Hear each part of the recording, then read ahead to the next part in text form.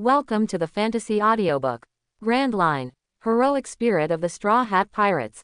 Chapter 81. The same is true for Ipponmatsu. However, after thinking of his wife, Ipponmatsu immediately came to his senses. Seeing the counter cracked by the mace, he said with a serious face. I need to remind you that the one who rented and sold Roguetown is Navy Colonel Smoker. In addition, the legendary Navy hero Vice Admiral Garp is also in Roguetown recently. If you mess around and attract Colonel Smoker and Vice Admiral Garp, you will inevitably be imprisoned in the Navy's prison. Aurita and the pirates behind her heard this and immediately laughed. A little later, just when Aurita wanted to directly blow Ipponmatsu away, two more pirates ran in from the door of the weapon store. Aurita, big sister, something bad has happened. Captain Buggy, his cadres, and some of our people encountered the Navy hero Garp. Now they have all been arrested. Aurita, big sister, what should we do? After the voice fell, the weapon store instantly became quiet.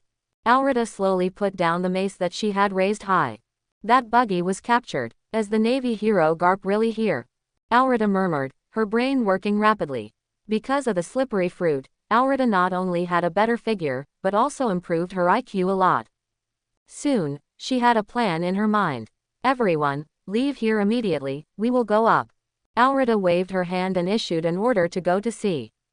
Although she didn't understand how strong Garp was, Aurita didn't want to face the man who could defeat Buggy at all. Ipponmatsu stared at Aurita and her group with a large bag of weapons ready to leave. After thinking about it, he didn't call Aurita out. Forget it, safety first, wait until they are far away before telling the Navy. Single quote.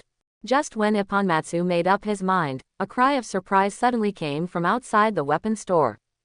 Ipponmatsu frowned, and out of curiosity, he finally walked to the door of the weapon shop. Isn't that the Navy girl who often maintains swords in my shop? Wait, those people are members of the Straw Hat Pirates.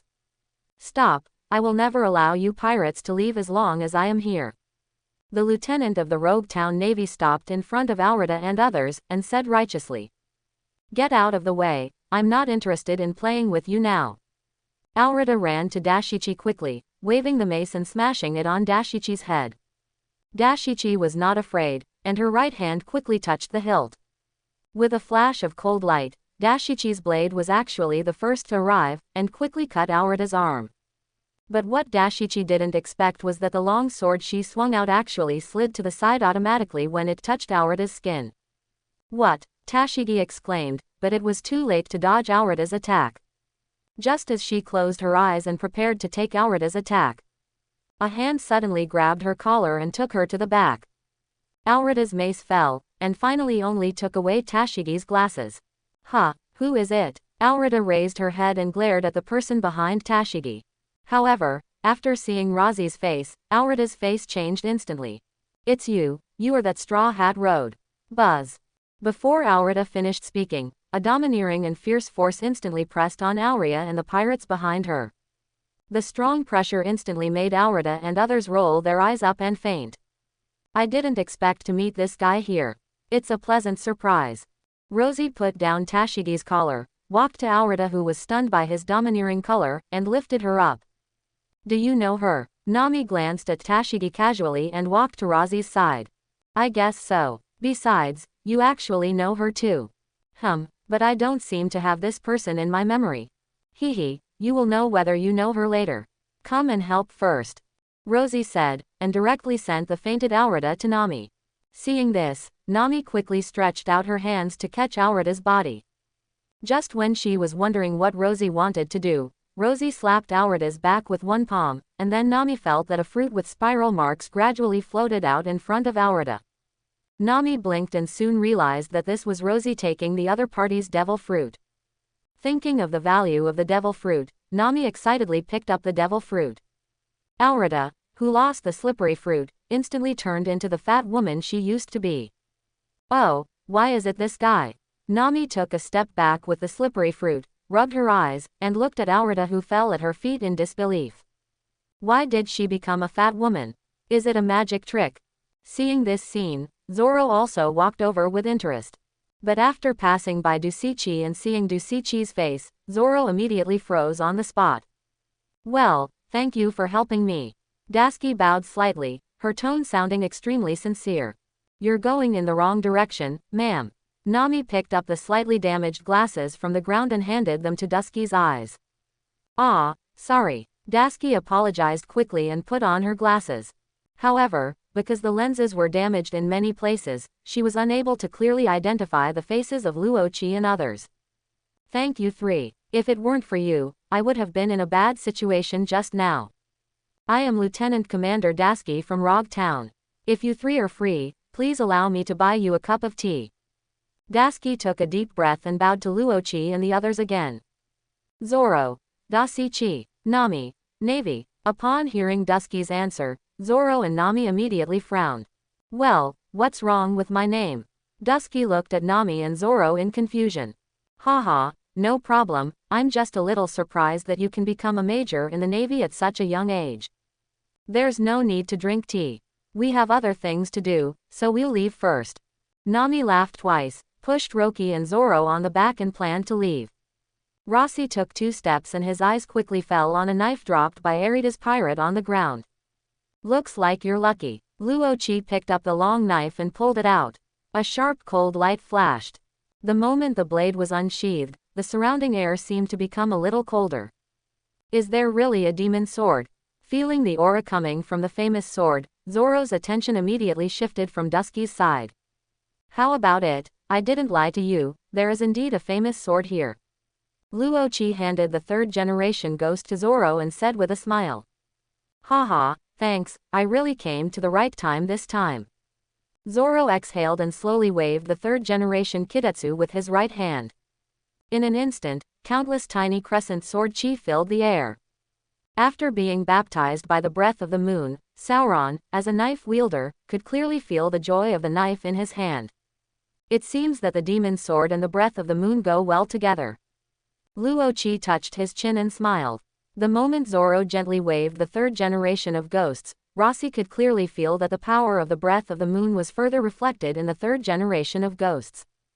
Thinking of this, Luochi couldn't help but turn his head and glance in the direction of the weapons store. With his knowledge and domineering attitude, he could naturally sense the weapons store owner behind the door who was tremblingly staring at him and others. The famous sword, Shui Jiao, is a good sword.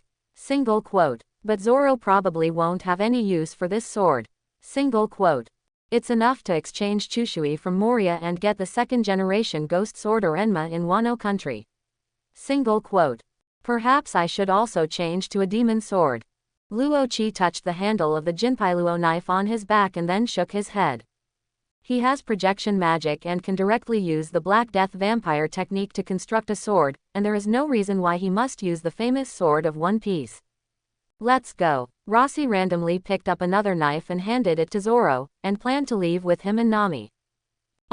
Zoro, who was in a good mood after harvesting the demon sword, naturally had no objection.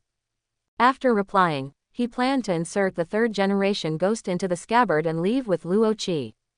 Wait, did you just say that the 3rd generation ghost Tetsu? Is it really the 3rd generation ghost Tetsu? Can you let me see it? At this time, Dasuki actually rushed over excitedly, wanting to see the knife in Zoro's hand. Zoro frowned slightly. Facing Dasuki, who looked very similar to his old friend, he didn't know what to say for a moment. Ahem, this Navy lady. Rather than looking at famous swords or something like that, shouldn't you be more interested in looking at the pirates lying on the ground? That's a vicious criminal with a reward of 5 million berries. It would be terrible if she accidentally escapes. Razi took a step forward, took Dusky's hand and led her towards Arita. At the same time, he winked at Nami and Zoro, signaling them to leave first. Nami made an okay gesture to Razi knowingly, pushed Zoro's back and walked away. Hey, wait, I want to see the 3rd Demon King, don't leave. Dasuki wanted to catch up with Sauron in a panic, but Luochi always stood in front of her. Soon, Dusky couldn't even see the backs of Nami and Zoro. He could only look at the blurry Luochi in front of him with aggrieved eyes. Don't look at me with such a wronged expression. Forget it, I understand your attitude of wanting to see famous swords. In that case, how about you take a look at this sword? After Luo Qi finished speaking, he used projection magic to project the famous sword, Akahara Hound. As a famous sword in the world of Xingyu, Luo Qi didn't think that the Akara Hound would not be able to attract Dusky's attention. Sure enough, the moment the Akara Hound took shape, Dusky's eyes looked over. This sword is a sword that has never been recorded in the famous sword book, but its quality is quite excellent, even better than my quick sword Shigur. Sir, may I ask what the name of this sword is? Can I take a closer look? Dusky raised her head and asked Luo Qi excitedly. Of course, I think you and I are quite destined, so I'll give you this, Akahara Hound. Rossi glanced at Dusky's back, and his strong perception allowed him to see the naval soldiers running towards here in the distance. Naturally, Luo Qi lost interest in continuing to spend time with Dusky. As for handing over the Akara Hound to Dashi, it was just a fake projected by him using magic power, and it would disappear when the time comes. Therefore, Luo Qi didn't mind handing over the Akara Hound to Dusky. Give it to me. No, how can I accept such a precious sword? Dusky shook his head repeatedly, but Luo Qi had no idea of continuing to argue with Dusky. He directly put the Akahara Hound into Dusky's hands. I said, you and I are destined, so this sword is given to you. After saying that, Rossi walked towards the direction where Nami and Zoro left without looking back. Wait, what's your name? Please tell me. Dusky wanted to catch up, but Rossi had already disappeared into the deepest part of the street. Akahara Hound. He actually gave me such a sword. What happened to that man? Looking at the Akara Hound in her hand again, Dusky fell into deep confusion until the voice of a marine who came to her side sounded. Major Dusky, are you okay? Did you defeat these pirates? After the naval soldier finished speaking, he seemed to have been prepared and handed over a new pair of glasses to Dusky. No, it wasn't me who defeated him.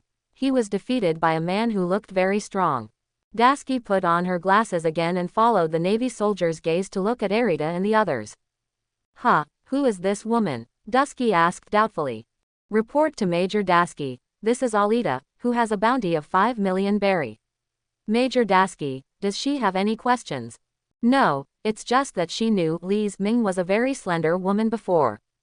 Major Dusky, could it be because she is actually a devil fruit user? Now she is in a normal state because she fainted. Well, that's a reasonable explanation. Let's go, everyone, take them to the naval base. After everyone heard the soldiers' orders, they immediately tied up Arita and other pirates and took them to the naval base. After taking a deep look at the direction in which Luo Qi and others left, Dusky also turned around and followed the pace of the Navy soldiers. Soon, Dusky returned to the naval base and told what happened to him to his boss, Smoker, and Garp, who was eating senbei next to Smoker. Do I just give you a famous sword casually? Are there such strange people in this world? Smoker narrowed his eyes, and from Dusky's words, he keenly noticed something was wrong. Ha, what's weird about this? Didn't the man who gave the sword to Dusky say that he and Dusky were destined? I guess that man is attracted to our Dusky, ha. Lieutenant General Garp, please don't make such a joke. Dusky pursed her lips, and her face instantly turned a little red. There's nothing to be ashamed of, Dusky. I've seen that sword of yours. It's called the Akahara Hound, right? I think its quality is comparable to, or even better than, the big sword from Gion. It's a pity that the knife has been snatched away by that Luo Qi. The man you mentioned can give you such a good sword at will. I think 80% of him wants to get to know you. Maybe he just left beforehand this time, and he will definitely come to see you later. Garp continued to stuff senbei into his mouth while expressing his opinions. He didn't care about Tashigi's increasingly shy look. On the side, Smoker looked at Garp with some shame, and then asked Tashigi. Tashigi, you said that the mysterious man easily defeated Alrita and her group. Can you tell me what specific means the man used to defeat Alrita? Although the man in Tashigi's mouth saved Tashigi, he was a powerful person who could defeat the pirate with a bounty of 5 million berries. As the garrison colonel of Rogue Town, Smoker felt that he needed to know more about this mysterious man. I don't know. How could you not know? I just felt a gust of air passing by, and the pirates who attacked my Alrita and her behind her fell down. By the way, I felt a palpitation at that time. After Tashigi finished speaking, Smoker and Garp immediately looked at each other. Conqueror's Haki. This term emerged in the minds of both of them at the same time. It turns out that he is a person with Conqueror's Haki. Strange, when did so many men with Conqueror's Haki appear in the East China Sea? That Rosie is one, Usopp is another, and now there is another mysterious man. Garp muttered, feeling strange for no reason. Perhaps, there are not so many men who know Conqueror's Haki. Tsuki, describe the faces of the three people you saw in detail, even if you don't know clearly. By the way, do they call each other by name? Smoker's face sank, and he immediately asked Tsuki. Even if he himself does not have Conqueror's Haki, it does not mean that he does not understand Conqueror's Haki. This kind of Conqueror's Haki, which only one person in a million awakens, should not suddenly appear in the East China Sea. Smoker, do you think it was Rosie who saved Tsuki? At this time, Garp also put down the senbei in his hand, and his face gradually became serious. Smoker nodded slightly, confirming Garp's statement. No, that person is so kind, how could it be Rosie? Although Dashichi said so, under Smoker's command, she quickly recalled everything that happened before. Colonel Smoker, I recalled that the three of them did not call each other by their names. As for their appearance, it's probably like this. While recalling, Dashichi once again told the process of contact with Rosie, Nami, and Zoro. Smoker listened carefully, and suddenly his eyes lit up. Stop. Dashichi, you just said that the mysterious man pushed Aurita, and then she became a fat woman, right? Yes, is there any problem, Colonel Smoker? Then, after Aurita fell to the ground, the woman had something similar to a fruit in her hand, right? No, that's right. As soon as Dashichi said this, Smoker immediately stood up from his seat. Vice Admiral Garp, I think we may have a job. Do you remember what the intelligence said about Nami? Previously, there was intelligence that this Nami used a strange light to sharpen the devil fruit of a treasure hunter. Now I think that this Nami may be able to erase the power of the fruit ability user without using that light.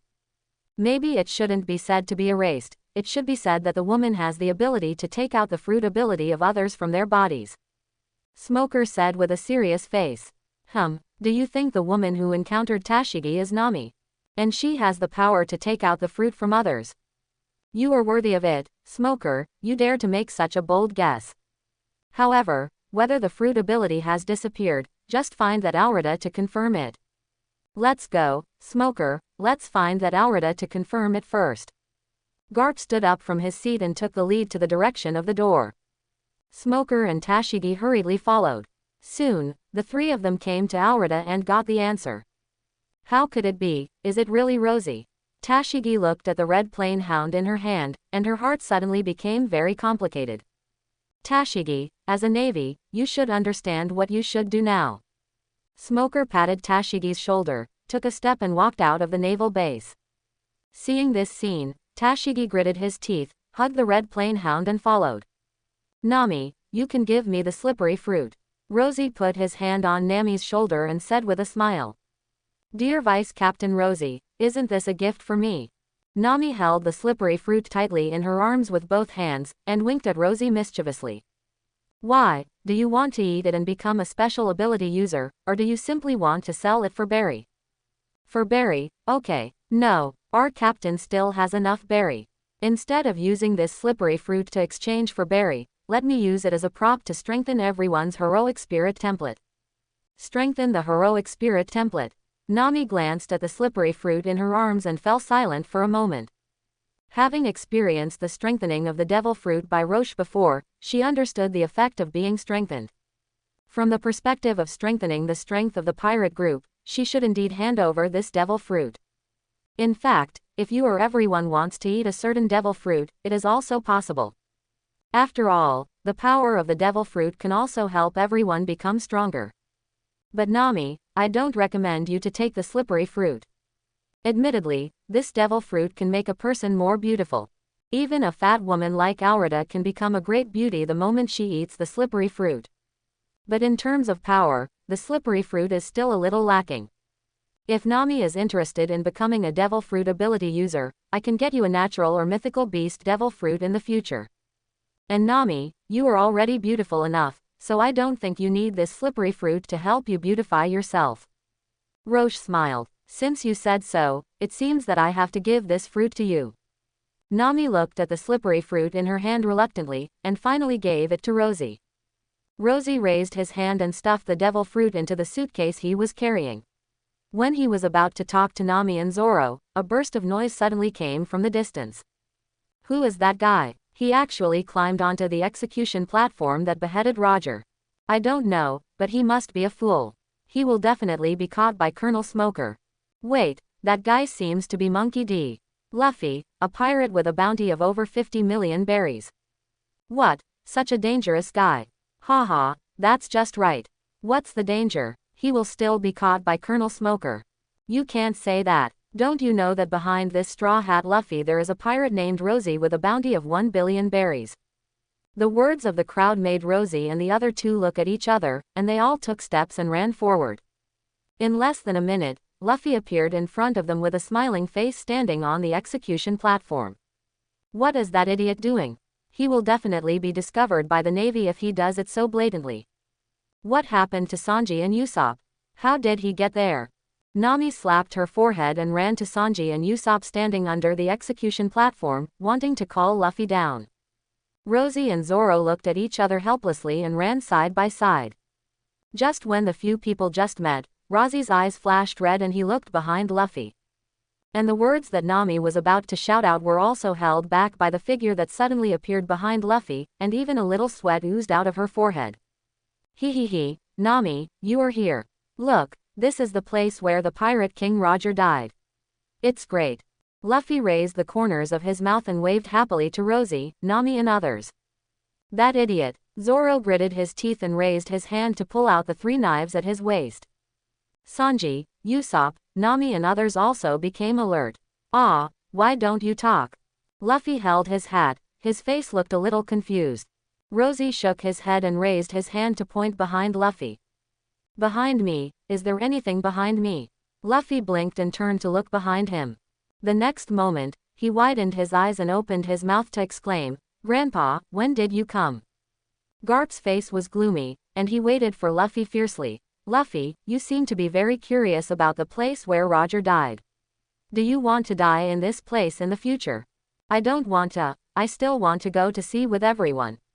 Hee, it seems that words alone can't make sense, I still have to use my fists. As soon as Garp finished speaking, his fist condensed with armed color had reached Luffy. Luffy was blown away before he even had time to react, and flew straight towards Rosie and Zoro. Seeing this, Rosie and Zoro involuntarily raised their legs and caught Luffy with the soles of their feet. Thank you, Zoro, Rosie. But it really hurts. Is this the armed color domineering that Rosie suffered? Luffy rubbed his face and looked at Garp, who jumped down from the execution platform behind him with caution. No, Grandpa is very powerful. Rosie, everyone, let's run away quickly. Garp snorted coldly when he heard Luffy's words. Want to run, have you asked me? After that, Garp jumped and used the moon step to land directly in the direction where Luffy wanted to escape, which was also the direction of the coast where the Mary was docked. Really, you are Rosie. Thanks to you, Luffy has become a high-value bounty criminal now. Garp looked at Rosie, rubbed his fists, and looked like he was about to beat him. Vice Admiral Garp, you can't say that. You make it sound like Luffy wouldn't be a wanted criminal if I weren't there. In the final analysis, it's because you didn't guide Luffy to the Navy. Even if you want to blame someone, it's the redhead who should be blamed. Rossi patted Nami on the shoulder and walked up to her, with no panic on his face. With his domineering knowledge, he had long sensed the auras of Dragon and Sabo hiding in the dark. He understood that if there was a fight, Long and Sabo would definitely be helped. HMPH, you are sharp-tongued. Let's see if you can still say these words after I imprison you in Pushing City. Garp said and jumped towards Rossi. Luo Chi's eyes narrowed, he pulled out the Jinpailao from his back and prepared to fight. However, at this moment, Luffy suddenly appeared in front of Luo Chi. Spray-painted rubber 5-nail punches. Bang! Luffy entered second gear and quickly punched Garp in the chest, causing him to stop. HMPH, with this little strength, I still want to go to sea. Bang, bang, bang, bang. Before Garp could finish speaking, 4 more impacts came from the place where Luffy had originally hit him, causing Garp to take 4 steps back in a row. Although this didn't hurt Garp, it was enough to surprise him. Will the impact happen later? You brat, where did you learn such a trick? Garp looked at Luffy confused. I got it from Rozzy. Grandpa, I am no longer the man you used to beat at will. Luffy assumed a fighting stance, and then looked at Rozzy, Nami and others behind him. Everyone, you go first. I'll drag Grandpa with me.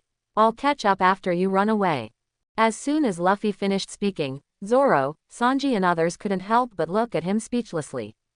When Garp appeared behind him just now, Luffy didn't notice it at all, and was easily knocked away by Garp. Now that Luffy said he would stop Garp alone, Nami and Usopp were the first to not believe it. Ha ha ha, good boy, it seems that your wings are really strong. You actually said you wanted to stop me. Stop talking about you, even Luochi behind you can't stop me. After Garp laughed for a while, he suddenly turned to look at Rozzy. Boy, let's catch him without mercy. Since you didn't harm Suru and Gion, I won't kill you. But the Warring States period has named you and wants to arrest you, so I have to use some strength. Hearing the words, 250, Luochi shrugged and carried Jinpila to stand side by side with Luffy. The famous Lieutenant General Garp, if the situation is different, I might try your iron fist with my fist. But for now, let's forget it. Sorry, Lieutenant General Garp, I have no intention of being caught by you. With that said, Rossi looked behind Garp again. Accompanied by a rush of footsteps, Smoker and Dusky ran over with a group of Navy soldiers. Lieutenant General Garp, you were running too fast, which will affect our arrangements. As soon as Smoker came to Garp, he yelled at Garp angrily. Garp wasn't angry either, he just calmly reached out and took out his ears. At the same time, Dasky shouted to Roki with red eyes. You actually lied to me, and I thought you were a good person in vain. Upon hearing this, before Rossi, who had been given the good guy card for no reason, said anything, Sanji on the side had already pounced in front of Rossi's eyes. Rossi, when did you provoke a beautiful lady? Hey, Sanji, I didn't do anything wrong to him. Also, you didn't do anything bad to her, why is she staring at you like this? Bang! Before Sanji finished speaking, Nami couldn't help but punch Sanji on the head, stopping him from continuing to speak. Idiot Sanji, Rozzy didn't lie this time. He didn't provoke that woman. To be precise, she provoked us. Nami said. Rossi shook his head, looked away from Sanji who was holding his head, and looked at Dusky again. Major Dasky, I didn't lie to you. It was you who subjectively thought we were good people. We ourselves didn't say anything. And if this comes to detail, I saved you from being taken away with a mace. In any case, I have helped you. Luochi spread his hands and said. This, Dasky pursed her lips, and for a moment she didn't know how to refute. What about this sword? Why do you want to give this sword to me again? Since you are a pirate and you know that I am a navy, there should be no reason for you to give me the sword, right? It's impossible, it's really like what Lieutenant General Garp and the others said. Of course, Dasky could only think about the last sentence in her heart. Ah, you were talking about the Akahara hound. I'm sorry, but actually it was just a fake created by my ability. At that time, I just wanted to get rid of you as soon as possible, so I gave it to you. Having said that, you have had enough time to observe this sword, so please forgive me. Rozzy said. Fake. Dasky looked blankly at the Akara hound in his hand, how could such a good sword be a fake? However, as soon as she finished speaking, the Akara hound in her hand turned into blue light particles and quickly dissipated. Ah, the sword disappeared.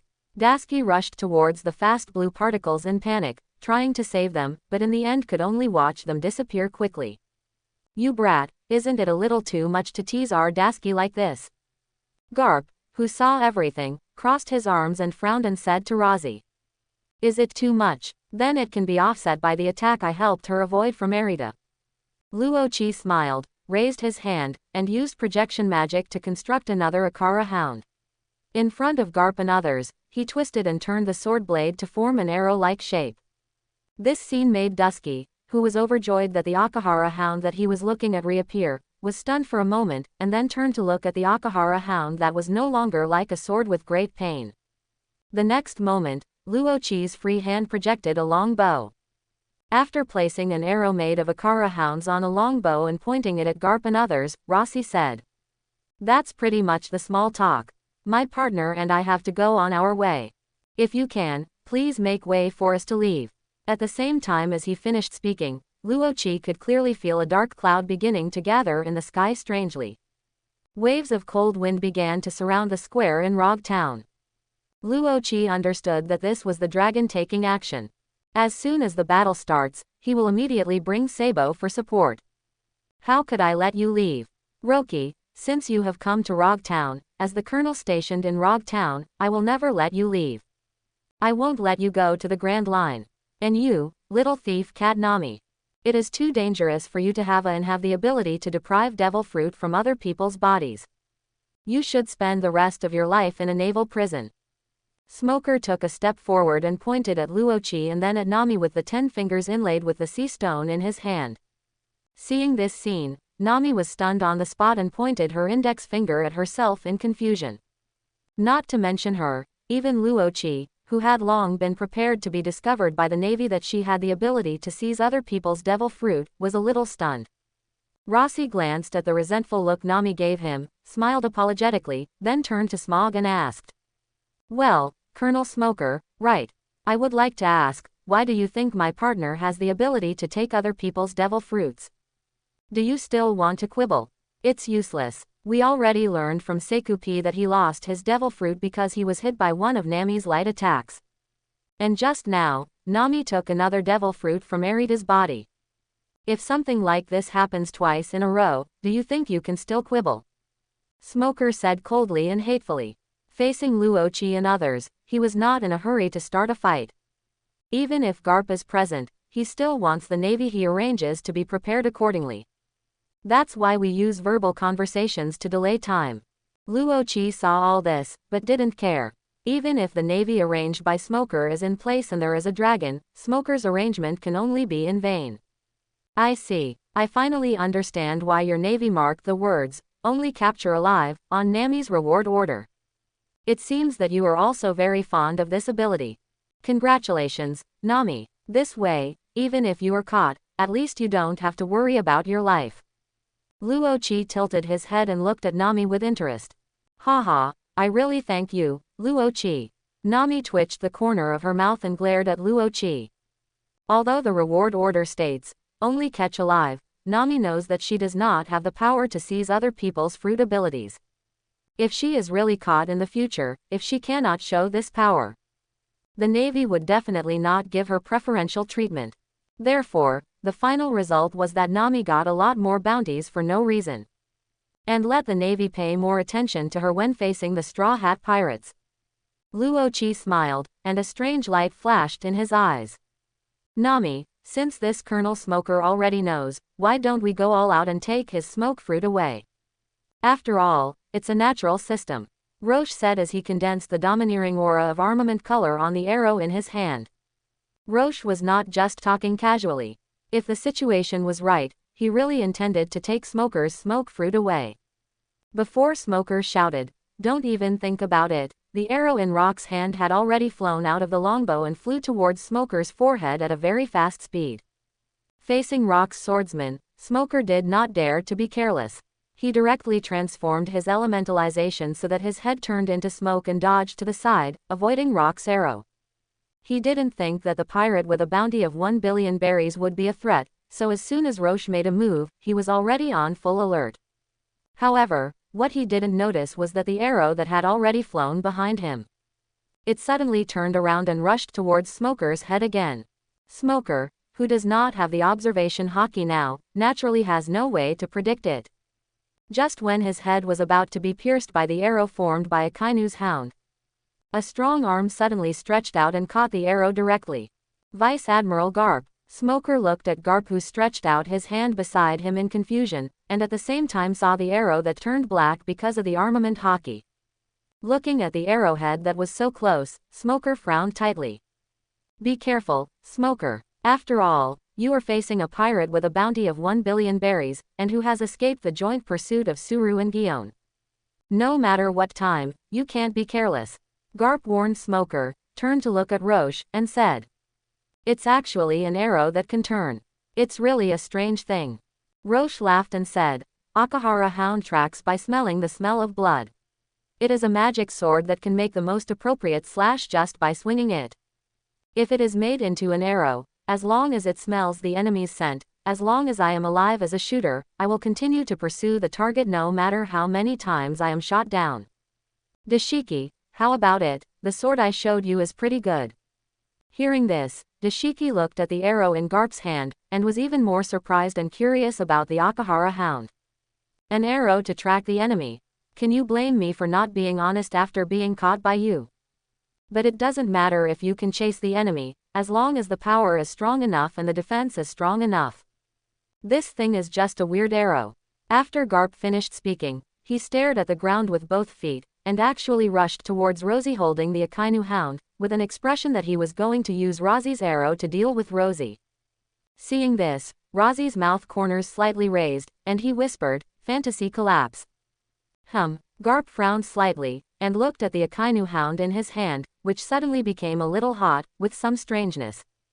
The next moment, there was a boom. The Akainu hound in Garp's hand actually exploded directly. The powerful impact force raised bursts of smoke and dust, and also stopped Garp's forward body.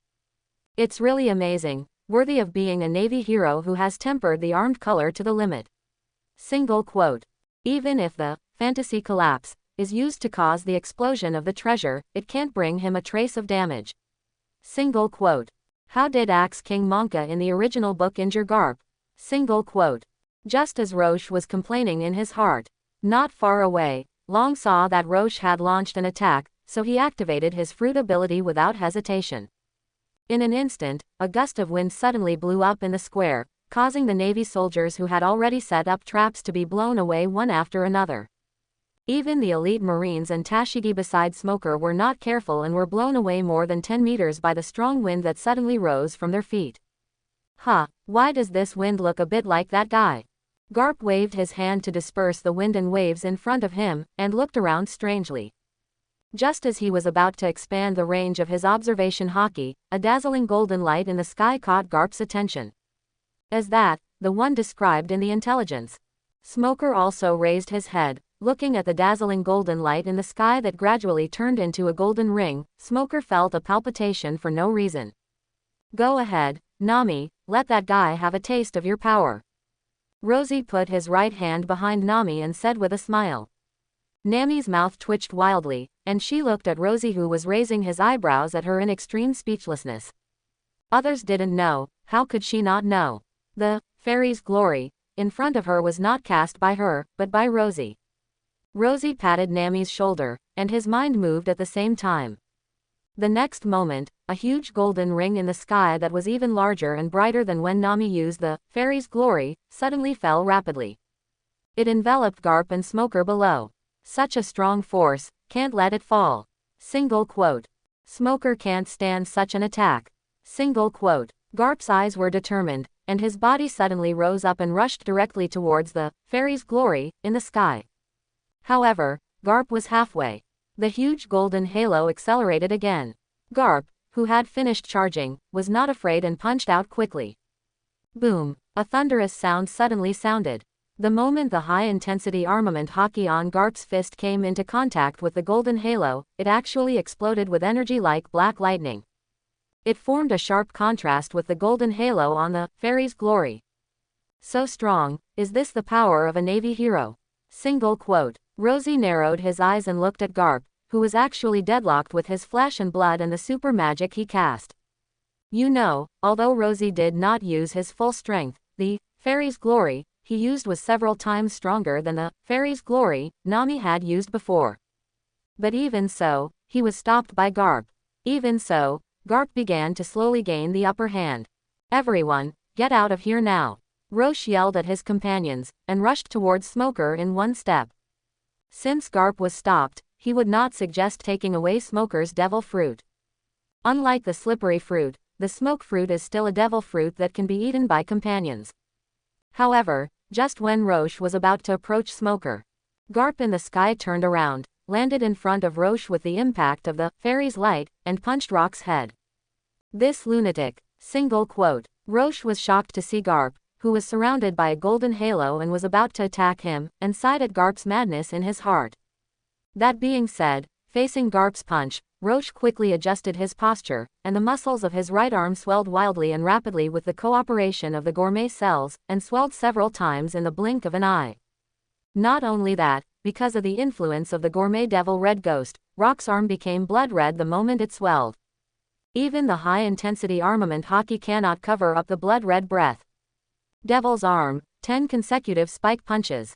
Single quote. These changes only took a moment. Rosie roared in his heart and punched Garp's fist. The two collided, and Rosie and Garp's bodies each took a step back. But the next moment, the impact of the spike punch made Garp fly backwards. At the same time, Smoker was knocked out. Awesome, Rosie, how did you do that move just now? Luffy looked at Rosie's arm that had returned to normal in surprise, and couldn't help but walk up to touch it left and right. When you are familiar with the power of gourmet cells, you can do the same, Luffy. You can even use gourmet cells to turn yourself into a giant. Rosie looked at Garp without looking away, and explained to Luffy. Hearing this, Luffy's eyes immediately showed a trace of yearning. The same moves as Luffy, this kid, what's the matter with this huge arm? Single quote. Tisk, what a strong punch. I wonder if Luffy can also throw such a punch in the future. Single quote. Garp looked at Rosie in admiration. Although he was not happy that Rosie was following Luffy. But he was still very happy that Rosie taught Luffy to move towards a stronger state. This halo is really troublesome, but is this kind of halo really cast by the little girl named Nami? Single quote. Garp condensed his hands with super strong armed color domineering.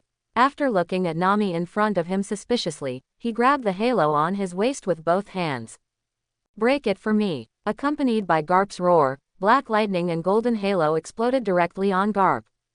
Smoker flew out directly because of this powerful impact.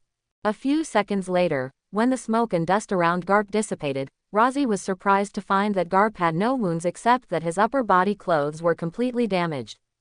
Good boy, your punch just now was quite powerful. We are, huh? As Garp was speaking, two sounds of breaking through the air suddenly caught Garp's attention. When he looked up at the newcomer, his eyes widened. Dragon, why are you here? Garp asked in disbelief. Hee, I just think it's good for young people to go out to sea. After Long and Sabo stopped Garp and Smoker, he turned around and looked at Rosie and Luffy. Let's go, everyone. The promised helpers have arrived, and Luffy doesn't plan to continue to waste time with Garp here. After saying that, he took the lead and ran, passing Long, Sabo and others and ran towards the port. Rosie and others naturally followed closely. However, when Rosie passed by Garp and Smoker, who was protected by him, a light of pity flashed in his eyes. At the same time, the navy that was originally scattered by the strong wind gradually began to gather in the direction of Rosie and others. Stop, you guys. Smoker wanted to rush up to intercept Luffy, Rosie and others, but saw Sabo first standing in the direction of Smoker's route. Sorry, my brother is going to sail, I can't let you intercept him. Sabo put the steel pipe on his shoulder and said with a smile. Smoker didn't listen to his words, and directly turned his body into an element, trying to fly over Sabo. His action also attracted Luffy's attention. Looking at Smoker falling from the sky, and then looking at the Marines gathered in front, Luffy showed a very confident smile on his face. The next moment, in the eyes of Smoker, the Navy, and Sabo who was waving a steel pipe towards Smoker's face, a huge red ghost phantom suddenly rose from Luffy's body. With the appearance of the red ghost phantom, Smoker and the Navy soldiers who gathered immediately felt an inexplicable pressure. Before they could adapt, a more powerful force erupted from Luffy and spread uncontrollably to the surroundings. For a moment, everyone couldn't help but stop what they were doing. As that, domineering Haki, Garp, Dragon, and Sabo looked at Luffy and said in surprise. The Navy soldiers who were gathering stopped immediately after being hit by the momentum bursting out from Luffy. Almost all the Navy soldiers rolled their eyes at this moment and fell to the ground. Such a scene not only surprised Smoker, Sabo and others. Even Zoro, Sanji, Usopp and others looked at Luffy beside them in shock. Especially Usopp. Is that the domineering aura of the conqueror? Luffy, when did you awaken the domineering aura? Usopp held Luffy's shoulder and shook him. Although the captain awakened the domineering aura, making future voyages more secure, which made Usopp very happy. But except for Rosie, his exclusive skills were easily learned by others, which made Usopp a little envious. Hehe, Usopp, I asked Rosie for advice after you awakened your conqueror haki. He taught me to use the gourmet demon to stimulate my body, and then I learned it. Luffy held his hat and smiled with satisfaction. Don't be surprised, Usopp.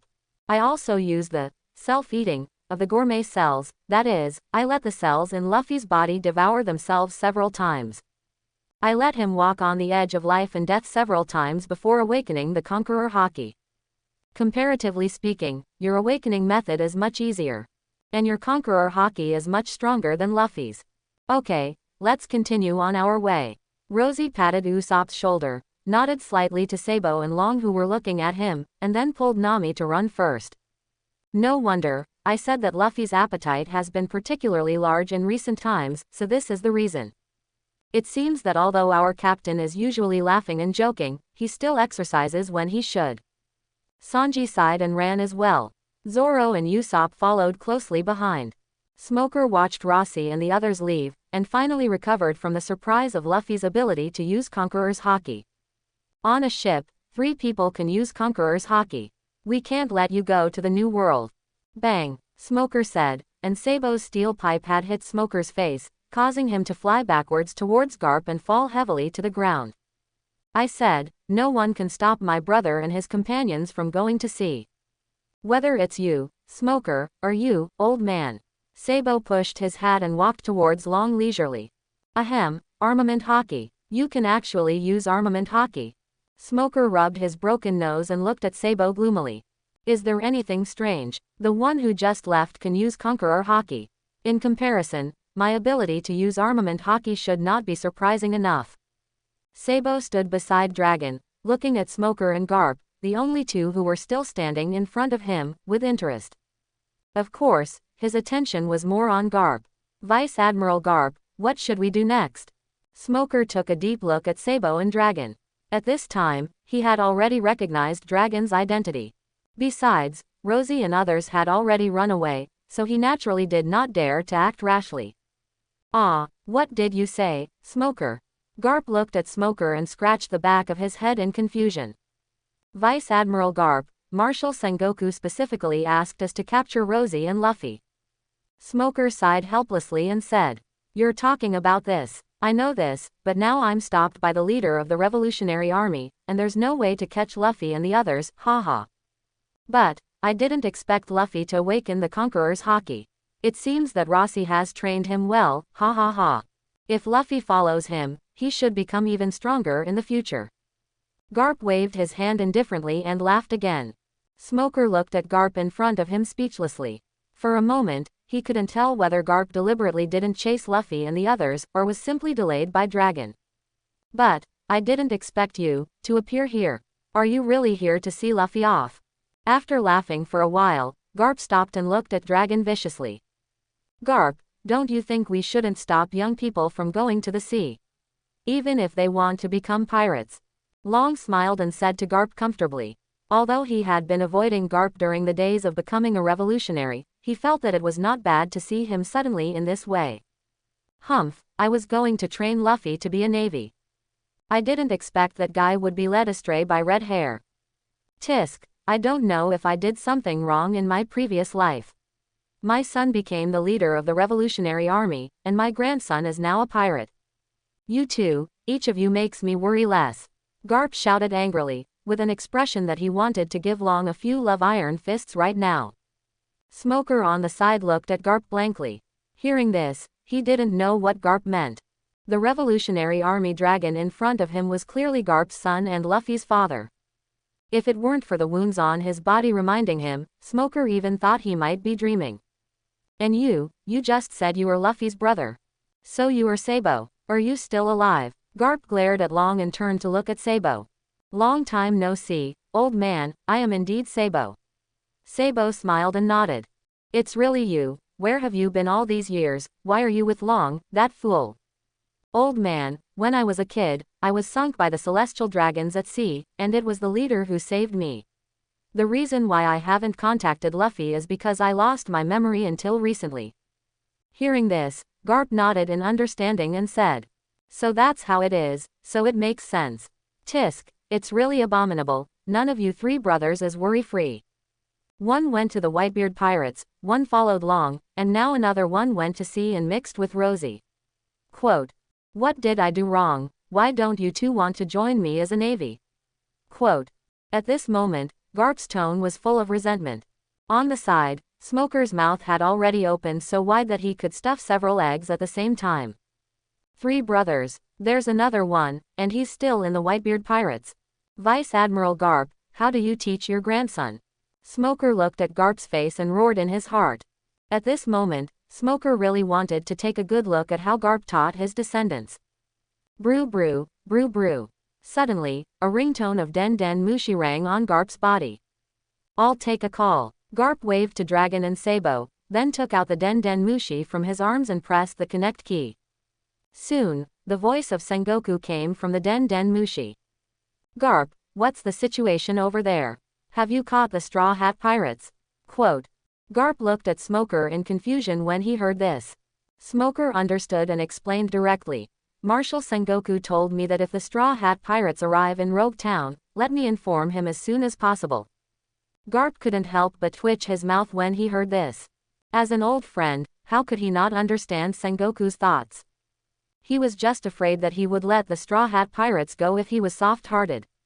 This time he called, obviously to make himself vulnerable. Having said that, Garp smiled. Sorry, Sengoku, the Straw Hat Pirates just escaped, and I couldn't stop them. What are you doing? No matter how powerful Rosie is, it's impossible for him to be stronger than you. Don't blame me this time, Sengoku. There is a powerful guy blocking my way now. Garp, you have to think about it before you can perfunctorily deal with me. Who can stop you in the East China Sea? Quote. What if it's my son? Son. You mean dragon? Are you kidding? That dragon is with you. There's nothing we can do about it. You know the relationship between him and Luffy. If we meet, he will definitely help. How about I let Dragon talk to you to prove that I'm not lying? Garp's mouth cracked, and he looked at Dragon with a big laugh, as if he wanted Dragon to help prove it. Dragon twitched his mouth and looked at his careless father in extreme silence. He is the leader of the Revolutionary Army, and the other party is the boss of the Navy. How can they have a good conversation? Fortunately, Dragon didn't want to talk, and Smoker on the side spoke up. Marshal Sengoku, the leader of the Revolutionary Army, Dragon, is indeed blocking our way. There's another very strong guy beside him. The Straw Hat Pirates have now escaped with the help of Dragon. Marshal Sengoku, please make corresponding arrangements immediately. Quote. After a little thought, Smoker still didn't tell Garp about the complicated relationship between Sabo, Dragon, Garp and others. But he was also prepared to write the specific situation in the subsequent report. Smoker, you said it, so it should be correct. Things have changed like this. In this case, can we only hope for Kaji and those guys in CP0? Sengoku murmured, quickly analyzing the comparison between Kaji, Stussy and the Straw Hat Pirates. Soon, he widened his eyes and became nervous. There is no other reason for this, just because Stussy and Jachi have the presence of the holy dragon Saint Roswad next to them. Garp, find a way for me to get rid of that dragon and catch up with the Straw Hat Pirates. There are Tianlong people in the fleet of Jaji, CP0 and others rushing to Rogue Town. If Luochi encounters them, he may do the same thing with his character that once brutally killed the celestial dragon. The world government and the 5 old stars will never allow such a thing to happen. At this moment, Warring State's figure even trembled a little. He really didn't want to see any more Tianlong people die because of Luochi. Celestial dragons, why did they bring the celestial dragons here? Garp's smile faltered and his brows furrowed suddenly. Although he doesn't like the celestial dragons, he even thinks the celestial dragons are idiots. But this does not mean that he wants to see the Straw Hat Pirates carry the name of killing the celestial dragons. When Luochi killed the celestial dragon before, he was still a free man. If Luo Qi kills the celestial dragon again now, the world government will definitely be angry with the Straw Hat Pirates for this. That Tianlong man followed him. Anyway, you must stop Luo Qi. I will also contact Kaji here as soon as possible to ask them to avoid the Straw Hat Pirates for the time being, to prevent the Tianlong people from getting into trouble. Warring States wanted to continue to say something, but at this time Long, who had been silent, spoke. Give up, Marshal of the Warring States period. As long as I'm here, Garp won't be able to leave Rog Town in a short time. The corners of Long's mouth rose, and he actually took the initiative to walk towards Garp. This voice, you are a dragon. Have you thought about letting Luffy be charged with killing the celestial dragons?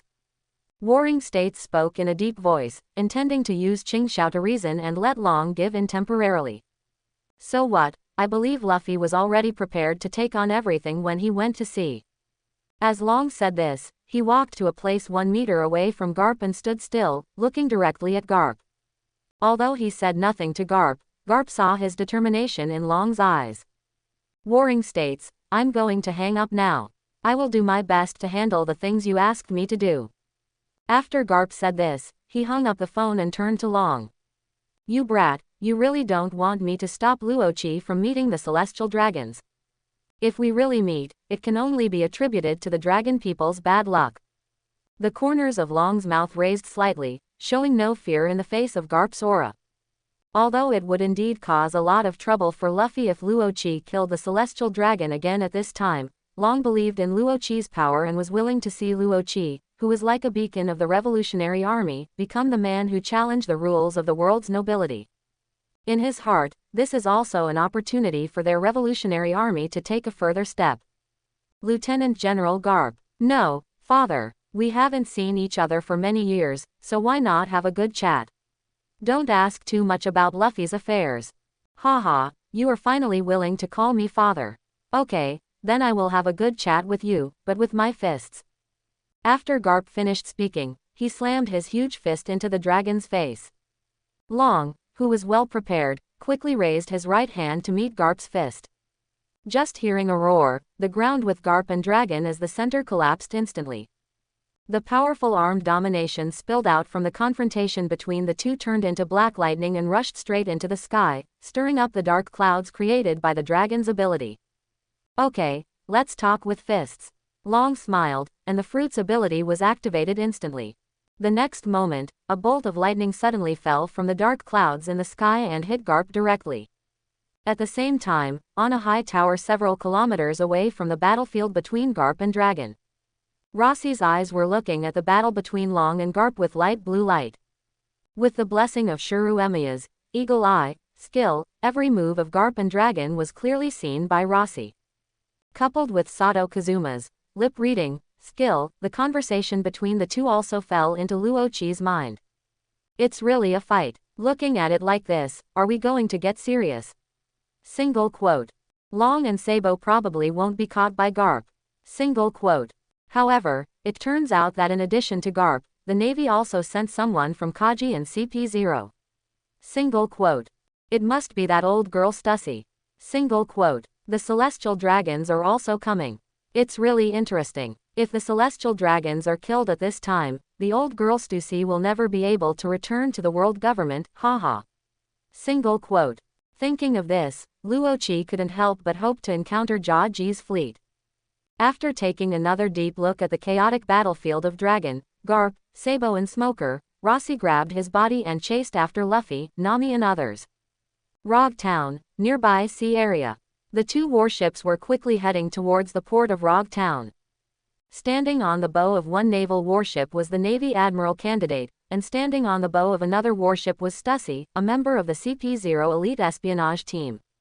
Is that guy talking to Warring States? Stussy glanced at Jaji, who was on the phone next door, and frowned slightly. Just when she wanted to jump over and ask Kaki Sengoku about his conversation, a violent storm suddenly rolled up in the direction of Rog Town. Black lightning is constantly rising from the ground to the sky, and there are also violent blue thunder and lightning falling from the sky. That black lightning is high-intensity armed domineering collision. Has Garp started fighting with Rossi for Stussie's eyes widened, and she began to feel excited about meeting Rosie. The thought of being able to catch Rosie with her own hands and torture her made Stussie's body tremble with excitement. In her opinion, the situation in Rogue Town could only be caused by Roki's ability to fight Garp. However, at this moment, Jaji's voice sounded beside her. No, that's not Lieutenant General Rosie and Garp fighting. But the leader of the Revolutionary Army, Long, is fighting Lieutenant General Garp. Jaji jumped from his warship to Stussie's side, his face solemn. Just now, Warring States had told Jaji the general situation he learned in Rogue Town, and also told him to try to avoid Luochi to avoid the Tianlong people being injured or even killed. The dragon of the Revolutionary Army. Why is he here? When Stussie heard this, her excitement suddenly cooled down. Although she didn't know why Long was fighting with Garp, she understood that Garp might not be able to arrest Rosie with them in a short time. If this is the case, just relying on them to fight Luochi and others, the probability of winning is not high. Let's not talk about the dragon for now. Marshal Warring States wants us to get out of the way first. When Lieutenant General Garp is free, he will continue to work with us to hunt down the Straw Hat Pirates. If we meet Rosie now, the safety of Saint Roswaiter may not be guaranteed. Jaji said, looking at Saint Roswaiter who was walking over holding his swollen belly. You mean to give up on arresting Rosie? No, I absolutely won't allow it. Only that guy, I'm going to see him tied in front of me right away. Before Stussie could speak, Holy Roswaiter expressed his opinion first. Lord Saint Roswaiter, it's not that we won't arrest Rosie, we just want to arrest them as safely as possible for your safety. The current situation has caused some surprises. I think it's best for us to avoid it for the time being. Stussie took a deep breath, with a slight smile on her face, and said to Saint Roswaiter in a flattering manner. She is not stupid. Although she also wants to catch Rosie as soon as possible, she also understands that the time is not ripe now. You said dispatching these troops is enough. Why, now that we have really arrived in Rogue Town, you are going to retreat? I don't care. Stussie, I have to see Rosie kneeling in front of me today no matter what. If you can't do it, kneel in front of me instead. I will put an explosive collar on you, tattoo the slave seal on you, and make you my plaything. Stussie, if you expect to live a life of slavery, you can turn the ship around and leave now. Saint Roswaiter looked down at Stussie in front of him and said fiercely. When Stussie, who was bowing her head to please, heard this, a trace of fear flashed in her eyes. At the same time, there was also a secret flash of disgust. At this moment, the lion, who was born in CP9 fell from the warship observation deck to Stussie and Tianlongren. Report, we are approaching the port of Rogue Town. Also, I discovered the Straw Hat Pirates pirate ship at the port.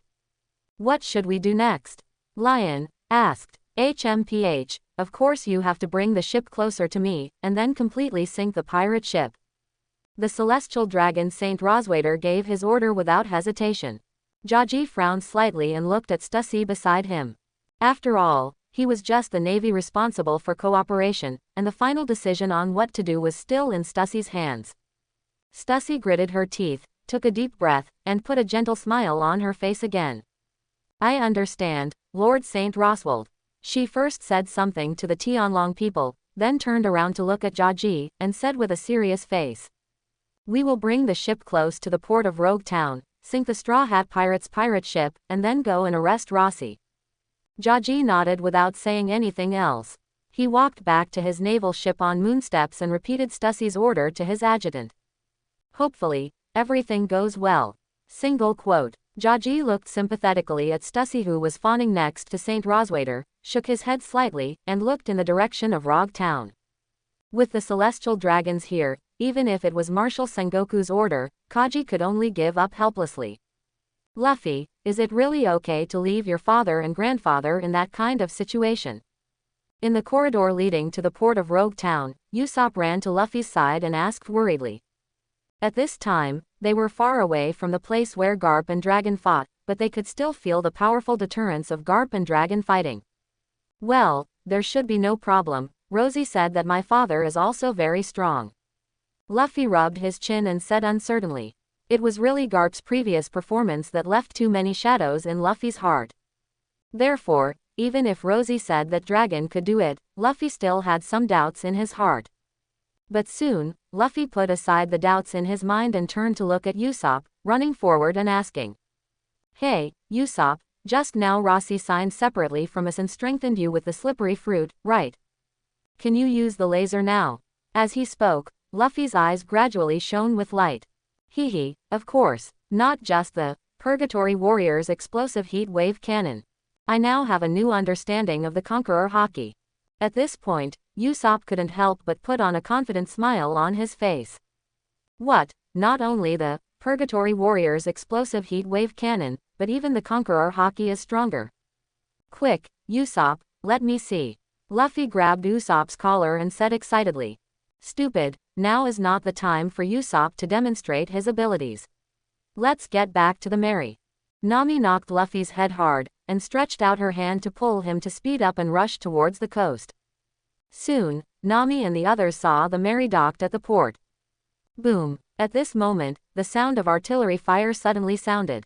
As the sound of artillery fire sounded, black shells were immediately imprinted in front of Luffy and others. Luffy, who was running in the front, condensed his eyes, tapped the ground with his feet, and used the Navy 6 style shave he learned from Rosie to rush to the front of the Flying Mary's shells. Rubber rubber, balloon. Luffy took a deep breath, and his body expanded directly into a huge balloon. All the shells fell on Luffy's belly. Not only did they not explode. Even after Luffy pushed his body hard, all the shells flew towards the warships that fired shells on the opposite side intact. However, the shells did not land on the Navy ship. Instead, 3 people who flew out of one of the warships kicked out dozens of wind blades with their legs, cutting off all the shells. Well done, Luffy, you finally look like a captain. Usopp jumped onto the deck of the Mary and patted Luffy's shoulder, who had recovered from the balloon state. Seeing that the Mary was not injured, Usopp was the happiest person at the scene. I didn't expect that there were still Navy people on the opposite side. Are those 3 jumping in the air using the one that Rosie often uses? Nami took out the magic card on her body and looked at the 2 warships that were getting closer and closer on the opposite side in confusion. Perhaps they thought that the shells would no longer have an effect. After Luffy fired the shells, the 2 warships did not continue to fire shells. It should be Rosie's moon step. By the way, Luffy, when did you learn Rosie's shave? Zoro looked at Luffy curiously and asked. Hee, this is what Roche taught me. Really, I don't usually see you practice. How did Roche teach you? Zoro complained, pulled out the 3 swords from his waist and walked to the bow of the Mary. The same was true for Nami, Sanji and others. With the road blocked by 2 warships, they were destined to make the Mary sail only after repelling the opponent. 2 minutes later, the 2 warships stopped more than 10 meters away from the Mary. Kaji and Stussy walked to the bow, their eyes swept over Zoro and others one by one. Luffy, Nami, Usopp, Zoro, and the latest Sanji. The most important Roche doesn't seem to be here. Stussy, what do you think we should do? Kaji turned his head and looked at the commander of this mission and asked. Humph, if that guy is not here, kill all his companions. Before Stussy could speak, the celestial dragon Rosward Saint spoke first. Yes, Stussy shook her head helplessly and turned to look at Jaji. I know. If you want to protect Lord Tianlong, of course it should be me. Jaji sighed helplessly, and in an instant he was on top of Nami's head. First, let's start with you. Single quote. Jaji thought silently in his mind, and then reached out to grab Nami, who was mentioned by the Navy and the world government as requiring special care. Because the counting speed was too fast, Luffy, Zoro and others only reacted at this time, but it was already too late to take action. At this moment, a giant crescent sword light suddenly appeared in front of Jaji. Jaji's eyes narrowed, and he quickly retracted his right hand that was grabbing Nami, and punched the sword in front of him. There was a bang. Although Jaji shattered the huge sword light, he was also shaken by the powerful impact and flew back to the Navy warship. Nami, are you okay? Luo Chi appeared behind Nami carrying Jinbeluo, and reached out to support Nami's waist, which fell to the deck due to the strong wind. Rosie, you're back. Nami looked at Luo Chi in front of her in surprise, and her heart instantly felt at ease. Well, I'm back. Don't worry, it's okay. Luo Chi nodded slightly, protected Nami behind him, raised his head and glanced over the faces of the T-Dolphin Kaji, Stussy, the 3 CP9 agents, and the celestial dragon Saint Roswaiter. It's really here, now it's going to be interesting. Single quote. The corners of Luoqi's mouth rose, and a trace of murderous intent flashed in his eyes. However, Saint Roswaiter, who was being targeted by Rossi, was completely unaware of it and raised his finger to point at Rossi. Quickly, catch him. I want him to kneel in front of me. I will chop off his hands and feet, and I will make her life worse than death. Saint Roswald angrily gave an order to Stussy beside him. However, this time, Stussy just nodded respectfully and did not launch a direct attack.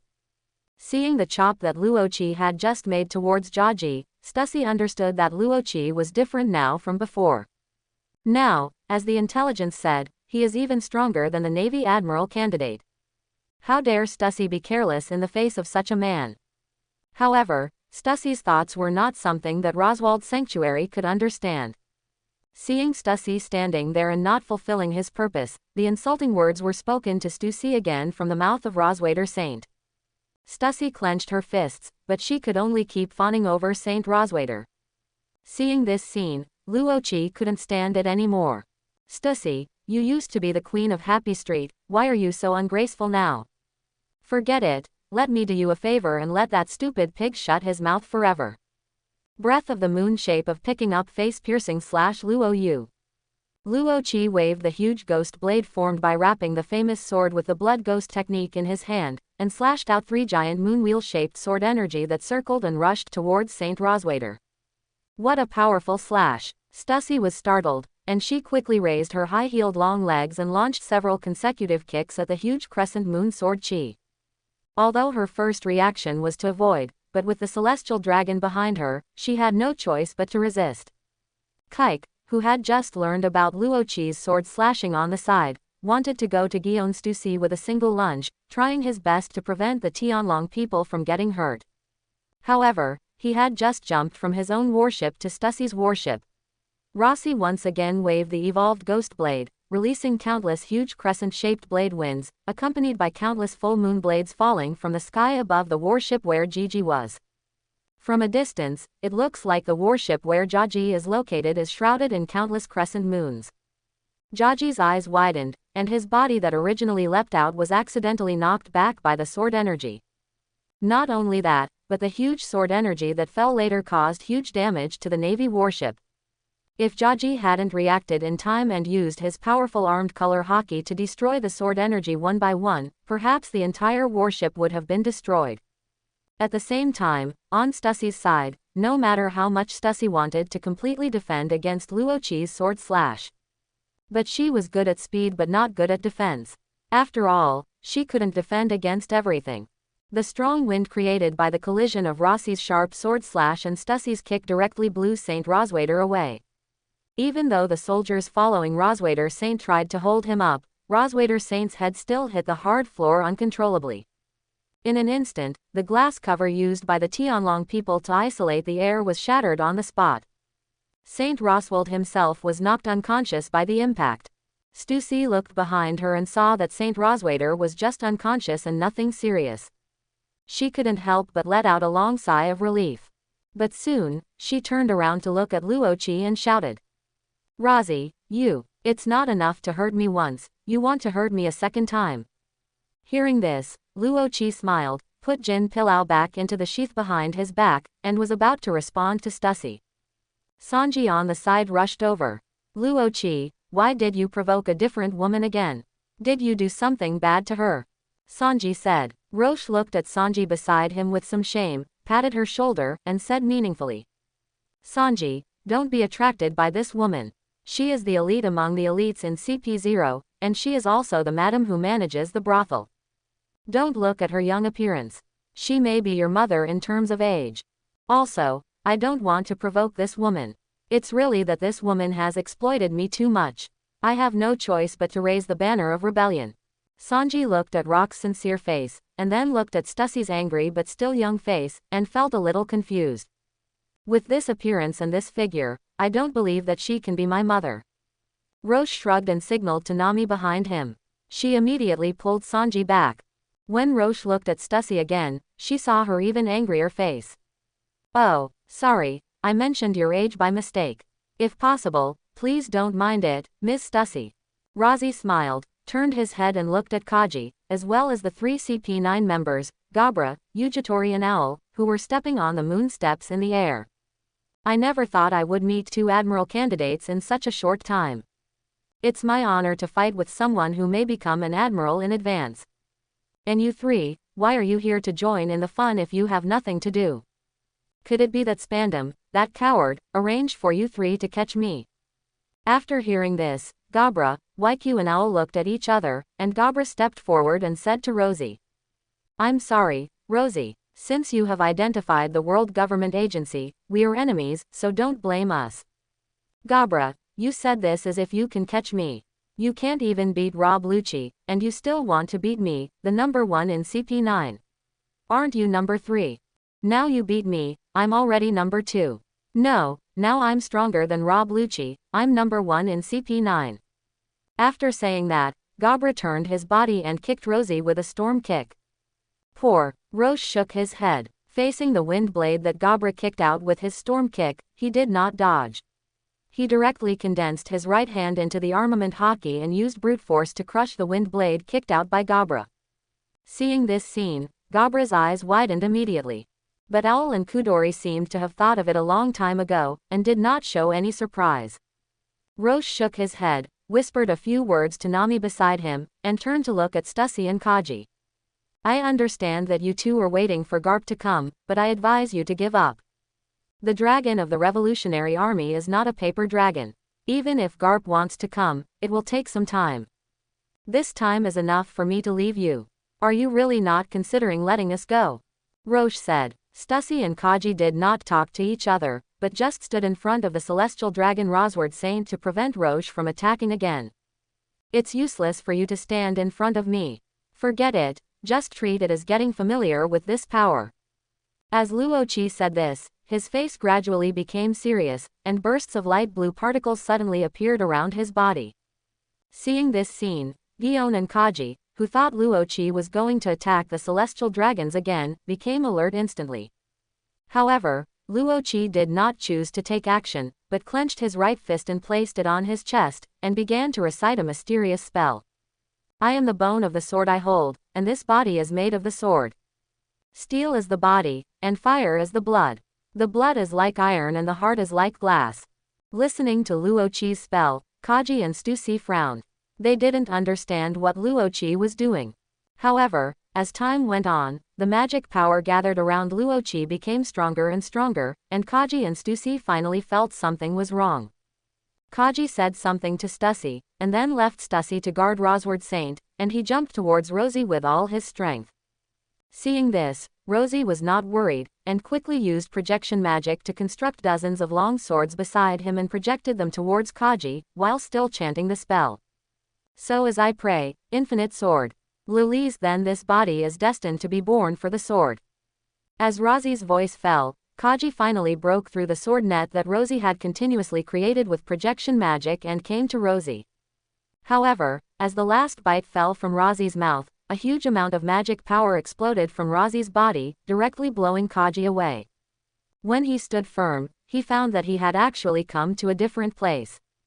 Huge gears hung high in the sky. Hundreds of famous swords were inserted in the red wilderness, and the horizon in the distance was a constantly moving flame.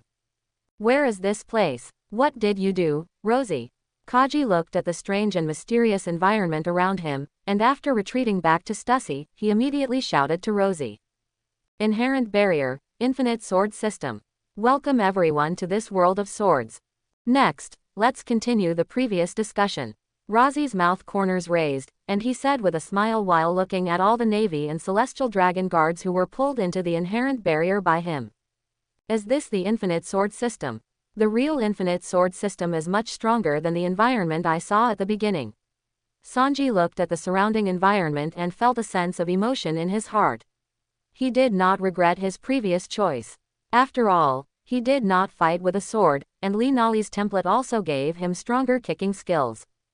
Chapter 91. I was especially impressed after seeing this power that could instantly change the environment. Indeed, I really want to try what it would be like to fight the current Luo Qi. Zoro clenched the long knife in his hands with both hands, and his fighting spirit was continuously radiated to the surroundings as if being detonated by the chilling scene around him. If he hadn't been facing Jaji, Stussy and others, Rossi would have even thought that Sauron was going to hit him with a knife right now. The world of swords. Is this kind of power the awakening of a devil fruit? These powers are not included in the intelligence, Stussy. Jaji looked solemn and looked at Stussy beside him with some doubts. This guy didn't have such power before. What has he experienced these days? Stussy gritted her teeth, feeling more and more unable to see through Luo Qi. It's nothing, I'm just being chased by you all the time, so I learned some new skills in order to keep it a secret. Luo Qi smiled and raised his hand. Hundreds of long swords behind him flew out from the ground and gathered behind Luo Qi. Then, let me see if you have the determination to protect the Tianlong people behind you. As soon as the words fell, the long sword flew out from behind Luo Qi and rushed directly towards Satusi, Jaji and the celestial dragon Saint Roswaiter who was protected behind them. Stussy's eyes narrowed, and she quickly picked up Roswaiter Saint's collar and dodged to one side. However, the long sword projected by Luo Qi changed its direction and continued to pounce on Stussy as if it could track him. In desperation, Stussy could only carry Roswaiter Saint and kept running in the direction away from Rozzy. Jaji also reluctantly chose to fight with his fists after dodging for a while. Fists, feet and flying swords collided, and accompanied by bursts of roaring sounds, Jaji's pace continued to retreat into the distance.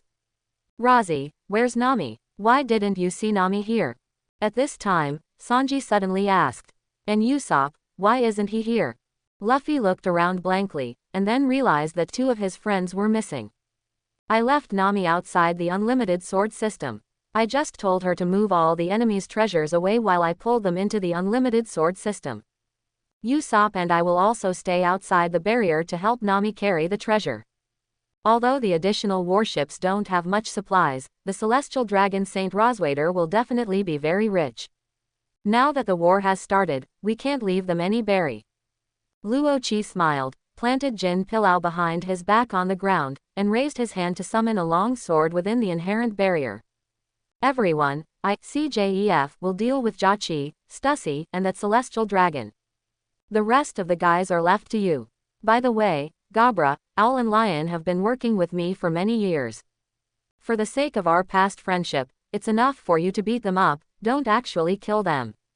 After Luo Qi finished speaking, he rushed forward, quickly passing by the lion and others and rushing towards Jaji. Jaji, who had just blasted away the flying sword that was coming toward him, had no time to catch his breath before he was driven by Luo Qi's powerful slash in the direction where Stussy was retreating.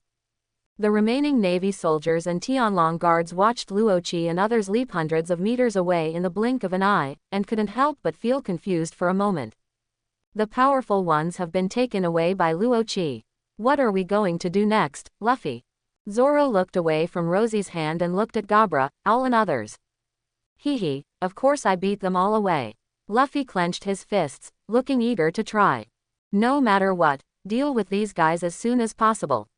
I want to see Miss Nami as soon as possible. Sanji raised his leg and tapped the ground with his leather shoe. With a sound of, holy start, the leather shoes under Sanji's feet began to shine with emerald green light.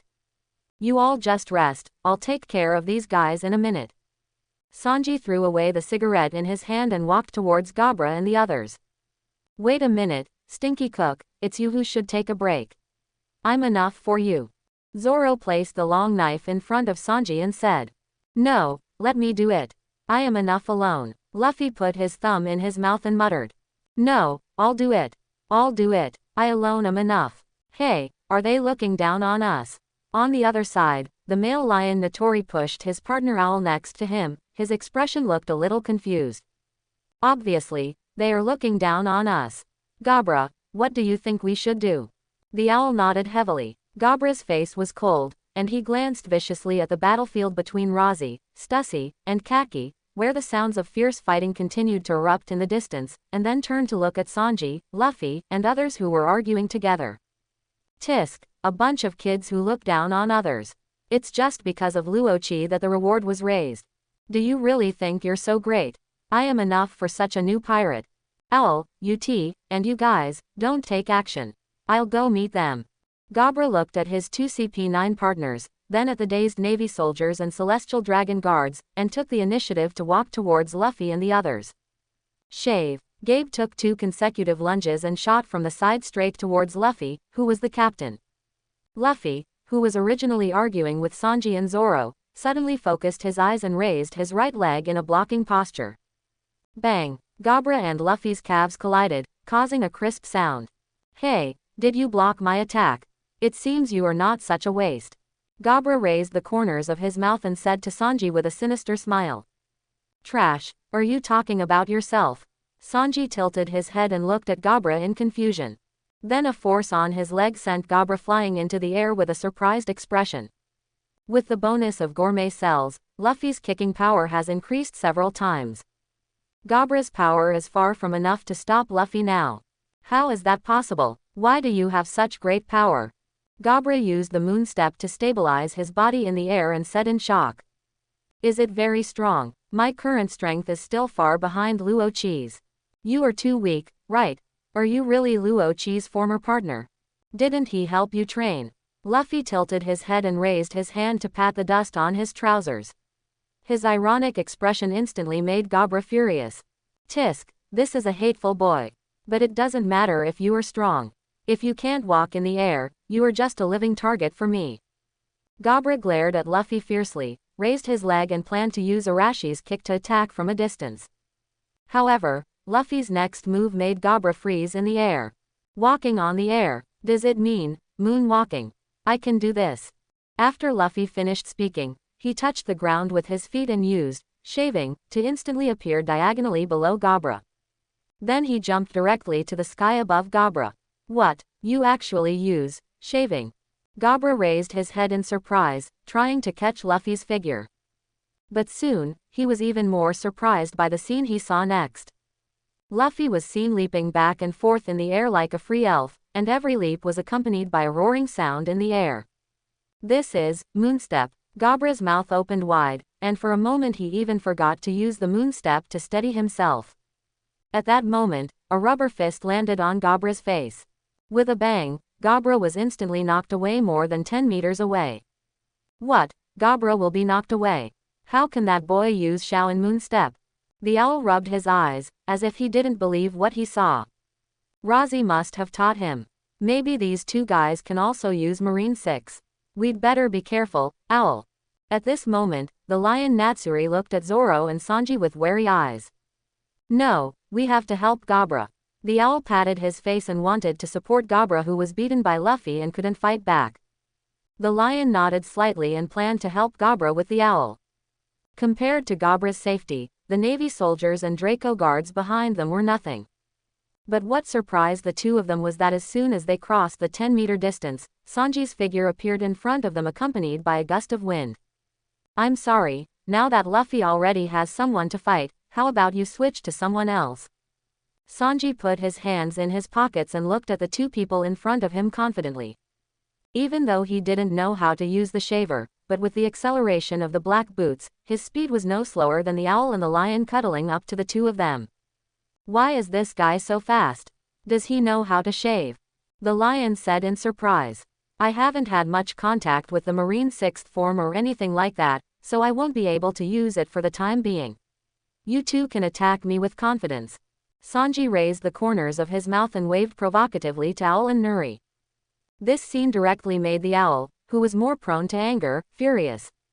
Hey, you fools, stop standing there and open fire. The owl took a deep look at Sanji, then suddenly turned his head and shouted at the Marine soldiers behind him. Hearing this, the soldiers quickly raised their gun barrels and planned to fire bullets and shells at Sanji. However, before they could officially launch their attack, Sauron appeared beside them brandishing 3 knives. Following a tornado-like slash, countless soldiers were swept away. Why is that swordsman so strong? Owl said with cold sweat on his forehead. With just 1 blow, the owl felt how powerful Sauron was, the power that could afford his bounty. If you look at the bounty, the weakest one should be Sanji. Kill this guy first. Nudori said something to the owl, and the 2 of them launched an attack on Sanji. The two Arashikaku attacked Sanji with different angles. It bothers me a lot when you say that. Sanji spit out the cigarette in his mouth and kicked his right foot forward quickly. In an instant, a small tornado flew over the Lanzhou wind blade. Wanwu, Kurifeng. Only then did Sanji's voice reach the ears of the two owls. What? When Midori and Owl saw that their Arashi feet were swallowed up so easily, they were surprised and quickly used the moon step to jump into the air to avoid the tornado kicked by Sanji with his black boots. What did this guy just do? How come he was able to kick out a tornado like that with just a kick? The owl asked with wide eyes and confusion. Don't worry about his attacks. Since he can't use moon step, the advantage is still with us. Owl, take down the swordsman quickly while he is still fighting with others. Natsutori shouted loudly, stamped his feet in the air, and used the moon step to rush towards Sanji. Owl followed closely behind, and Midori attacked Sanji from different angles. Facing the two attacks, Sanji just stepped hard on the ground and jumped several meters into the air with the help of the reaction force. Owl and Midori quickly turned around, planning to launch a fierce attack while Sanji fell. However, how is it possible? You don't know how to use the 6 styles. Why can you stand in the air? The owl pointed at Sanji and growled. Look carefully, fatty, I'm not using the 6th form. Also, did anyone say that you can't stand in the air if you don't know how to use the moon step? Sanji said with a smile, his whole body completely still in the air. This guy is really not using moon steps, he is flying. Nushiri's eyes widened and he said in disbelief. You are quite observant, although I still want to play with you again. But Luoqi's battle seems to be over, so I'd better ask you two to fall first. It's a test of strength to launch an attack without leaving fatal injuries to you. After Sanji finished speaking, his body immediately fell to Nuri and Owl on the ground under the push of black boots. In the blink of an eye, they were in front of the two of them. Iron. Owl and Midori, who had no time to dodge, quickly used iron blocks to increase their defense, planning to deal with Sanji's attack. However, when Sanji's kick landed on them, their expressions immediately changed, and they flew backwards with a strong wind. That's a little too relaxed. As expected of Miss Lee Nolly's black boots. Sanji landed and said with a chuckle. How can this guy be so strong? Jaji once again knocked away the flying sword in front of him and looked at Luoqi with a rather ugly expression. It's not that I'm too strong, but that you have some concerns. If you two could put down the heavenly dragons in your hands, you wouldn't be trapped by me using these swords. Luoqi flicked his hands away, surrounded by long swords projected out. How could you let him go? Razi, do you really dare to kill Saint Roswaiter? Stussy hid behind Jaji with Saint Roswaiter, and said to Razi with an ugly expression. Why don't you dare? I've already killed Saint Charlos, and I still care about killing Saint Roswaiter. What's more, this guy wants to kill me. And I also want to see you leave your beloved world government after the celestial dragons were killed under your protection. Razi smiled and said to Stussy with interest. He understands that according to CP0 rules, if CP0 agents fail to protect the Tianlong people, they will be dealt with when they return. Even if they choose to escape, the world government will send a large number of manpower to hunt them down. Asshole, what did I do to make you so jealous? Don't forget, when you came to my territory to perform a mission, I arranged countless beautiful women for you. Stussy said harshly. But you betrayed me in the end, didn't you? That's for the mission. If we don't do this, our many years of arrangements with the Yonko Big Mom will be in vain. You can abandon me for the mission. If I hadn't been lucky, I might have died at the hands of Charlotte Smoothie. Thinking of the scene where he was almost drained by Charlotte Smoothie, Rosie's face gradually darkened. I have tried my best, Luoqi. Considering the past relationship, can we stop here this time? Sir Roswald really cannot die here. Stussy softened his tone and looked at the man in front of him flatteringly. Favor, I admit that you have provided me with some conveniences. But that's just because I completed your so-called joining ceremony. So according to the rules, you have to provide me with those benefits, right? Even if there is favor, our favor was exhausted when you arranged for me to sneak into Charlotte Lingling's treasure house, and you yourself did not leave Charlotte Smoothie with you as promised.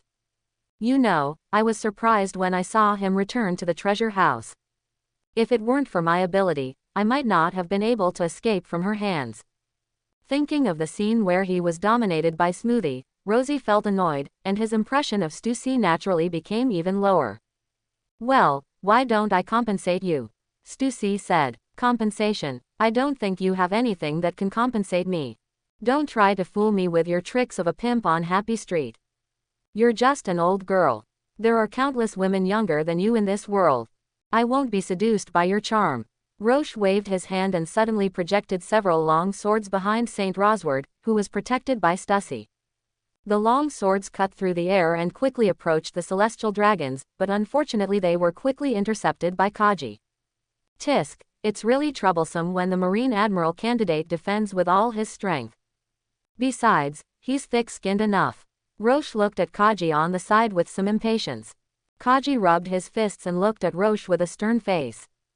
After a little thought, he asked Roche, from the conversation between you and Stussy just now, you seem to be not interested in older women. Can I understand that there is nothing between you and Guillaume? Roche was stunned when he heard what Kaji said. But after realizing that Kaji was pursuing Guillaume, he was relieved. Well, who knows, but if you want to talk about Guillaume's inner clothes and pants, I can tell you a thing or two. Roche shrugged and said while gathering magic power to prepare for a large-scale attack. Inner clothes, pants. Tell me a thing or two. Kaji's eyes widened and he was stunned for a moment, staring at Roche blankly. Asshole, what did you do to Guillaume? A few seconds later, Kaji, who had reacted, immediately abandoned Stussy and Rosward Saint behind him and rushed towards Rosie, completely ignoring Stussy's shouts behind him.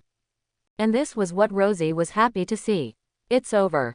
Rosie waved his hand, and almost all the long swords in the infinite sword system flew up instantly, with the swords pointing directly at Stussy and Rosward Saint.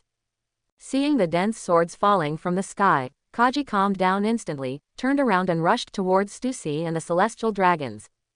At the same time, his body began to swell and deform, and a trace of animal morphological characteristics appeared on his body. It's too late. Rosie pressed down with his right hand, and the long sword turned into a rain of swords and fell down. While blocking Kaji, Stussy also left him without backup. A minute later, when all the sword rain dissipated, Kaji and Stussy appeared in Rosie's eyes. The body of the celestial dragon Saint Rosward had already been chopped to pieces by the sword rain. Roche looked at the place where Saint Rosward died, and then looked at Stussy who was a few meters away from the place where he died, shook his head and said, "It seems that our elite CP0 agent Miss Stussy will not sacrifice her life to protect the celestial dragons when facing danger." Stussy gritted her teeth and looked at the fragments of Saint Rosward with a gloomy face. She understood that from this moment on, her CP0 agent career was over. From now on, she will be hunted by the world government and the Navy like Roche. Kaji's face was also not good, although he was not mainly responsible for the death of the celestial dragons. But he would definitely be scolded after returning. Asshole Roche, is this what you want to see? I'll fight you, if you have the guts, kill me too. Stussy's face was ferocious, as if she was about to rush over and fight Roche. After just 2 steps, Stussy stumbled, and his speed was obviously much slower than before. Forget it, Stussy, my attack just now must have made you feel very uncomfortable. Do you really have the physical strength to fight me now? My goal has been achieved, and there is no reason to fight with you. Let's talk next time, bye. After saying that, Roche turned around and ran towards Luffy and others. Kaji and Stussy were not willing to let Roche go. Without the celestial dragons to protect, the two had no worries at all. But just as the two took a step, the surrounding environment suddenly changed, and the world with the infinite sword disappeared. They returned to the sea again. Seeing this, the two hurriedly used the moon step to chase Roche from the air. It's just a pity that no matter how fast the two were, they were not as fast as Roche who flew directly with black boots. After a while, Roche returned to the Mary. Rosie, you're back. According to what you said, Nami and I have emptied all the treasures on the opposite ship. And I destroyed their sails. Even if they want to chase us, they can't. As soon as Usopp led Luffy's people back to the Mary, he saw Rosie falling from the sky and immediately ran over excitedly. However, before he could finish, a roar in the air reached his ears. Don't even think about running, Rosie. Usopp looked up at the sky and saw Kaji falling from the sky with his fists waving angrily. Subconsciously, Usopp took out his slingshot and shot a lead shot at Kaji. Kaji snorted coldly, then punched the lead shot. However, the moment his hand touched the lead shot, black and red lightning suddenly flashed on the lead shot. A strong impact even made Kaji's figure pause for a moment.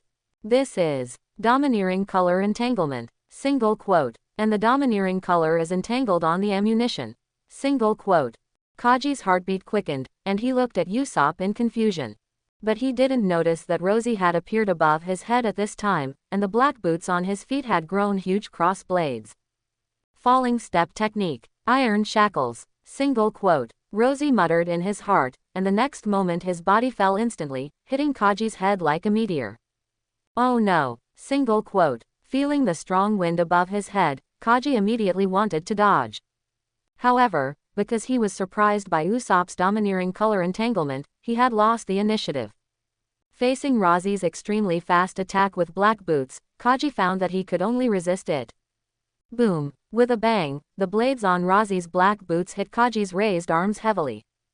The strong impact made Kaji's body sink, and he almost fell directly into the sea.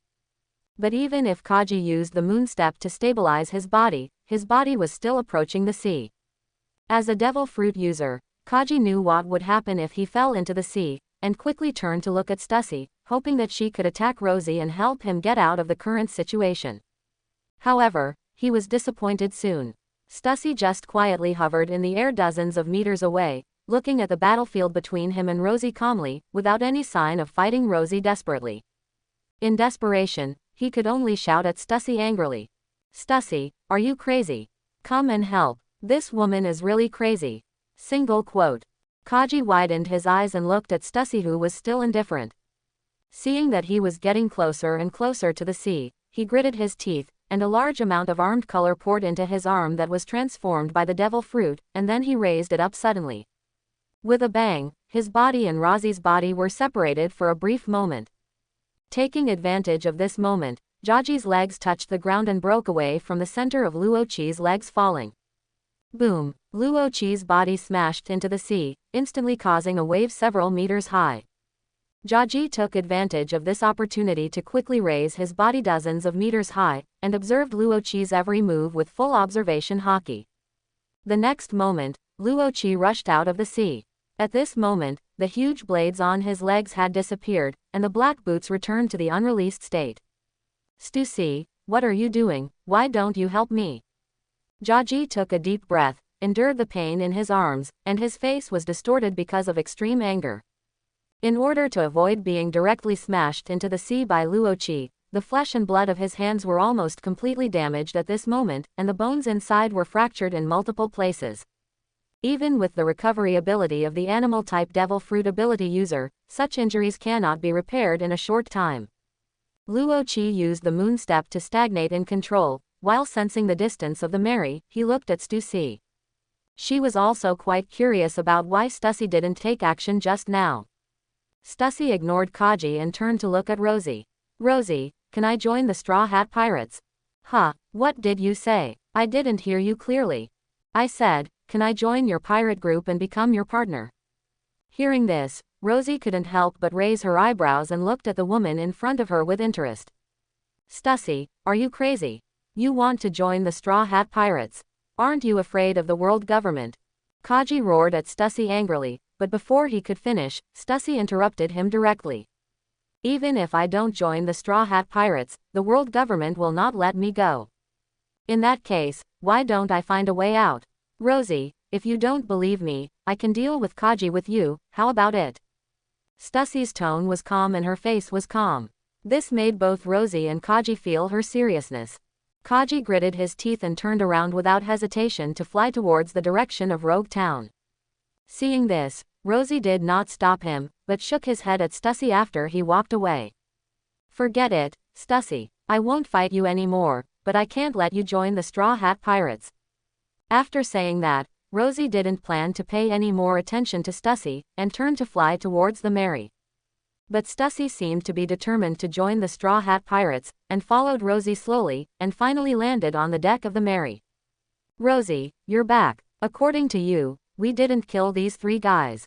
By the way, why did this woman come back with you? Luffy patted the shoulders of Gabra, Owl and Notori, who were tied up beside him, and looked at Stussy curiously standing behind Rosie. She said she wanted to join our pirate group and followed me back.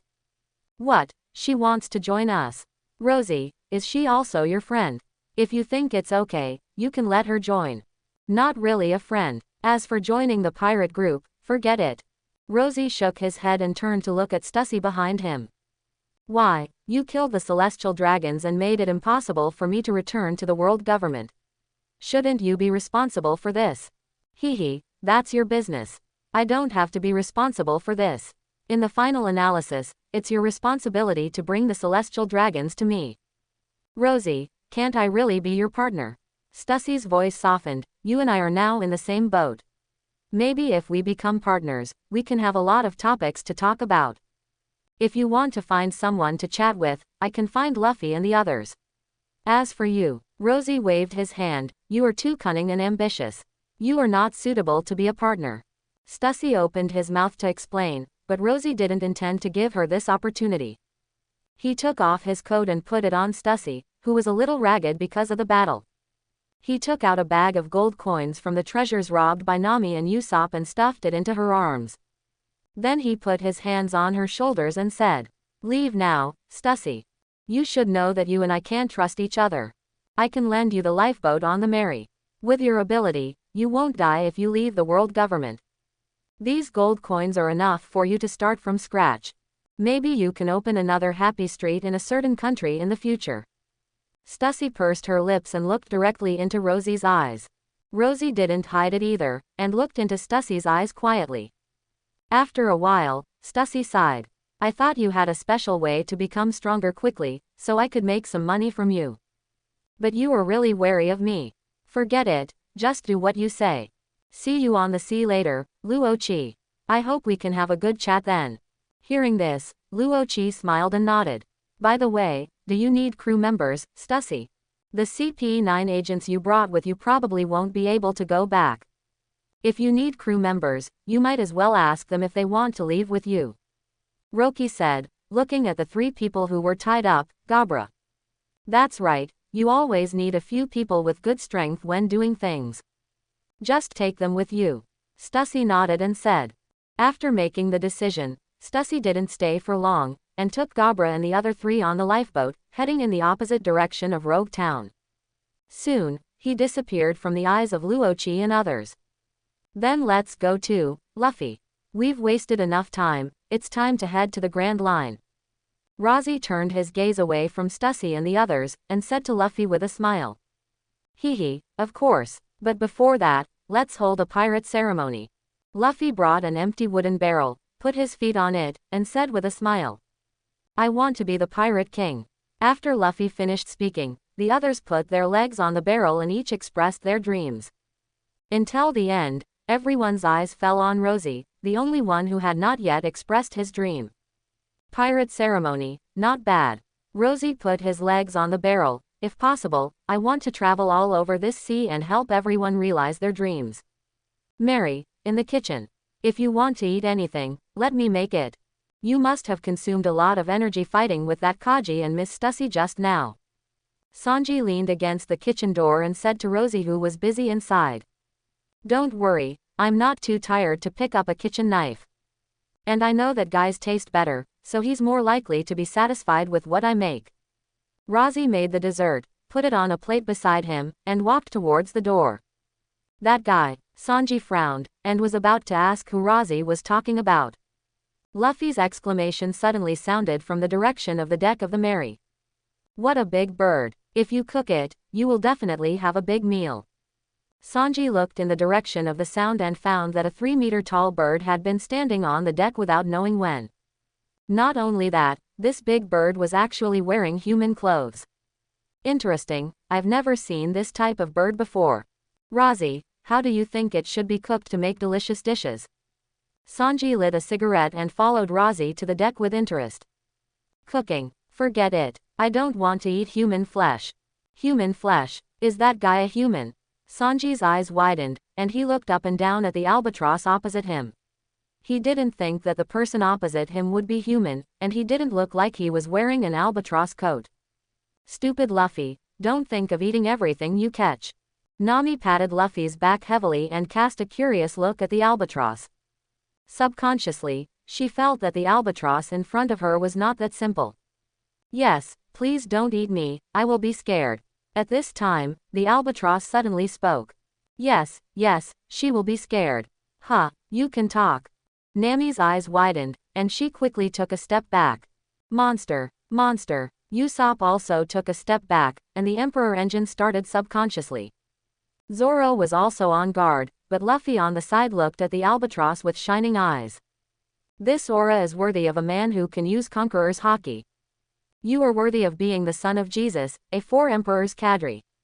But just because you can use Conqueror's Haki, maybe you will be better than Jesus in the future. Albatross turned his head and looked at Usopp with a smile. Do you know my father? This time, it was Usopp who was stunned. Of course I know him, let me introduce myself.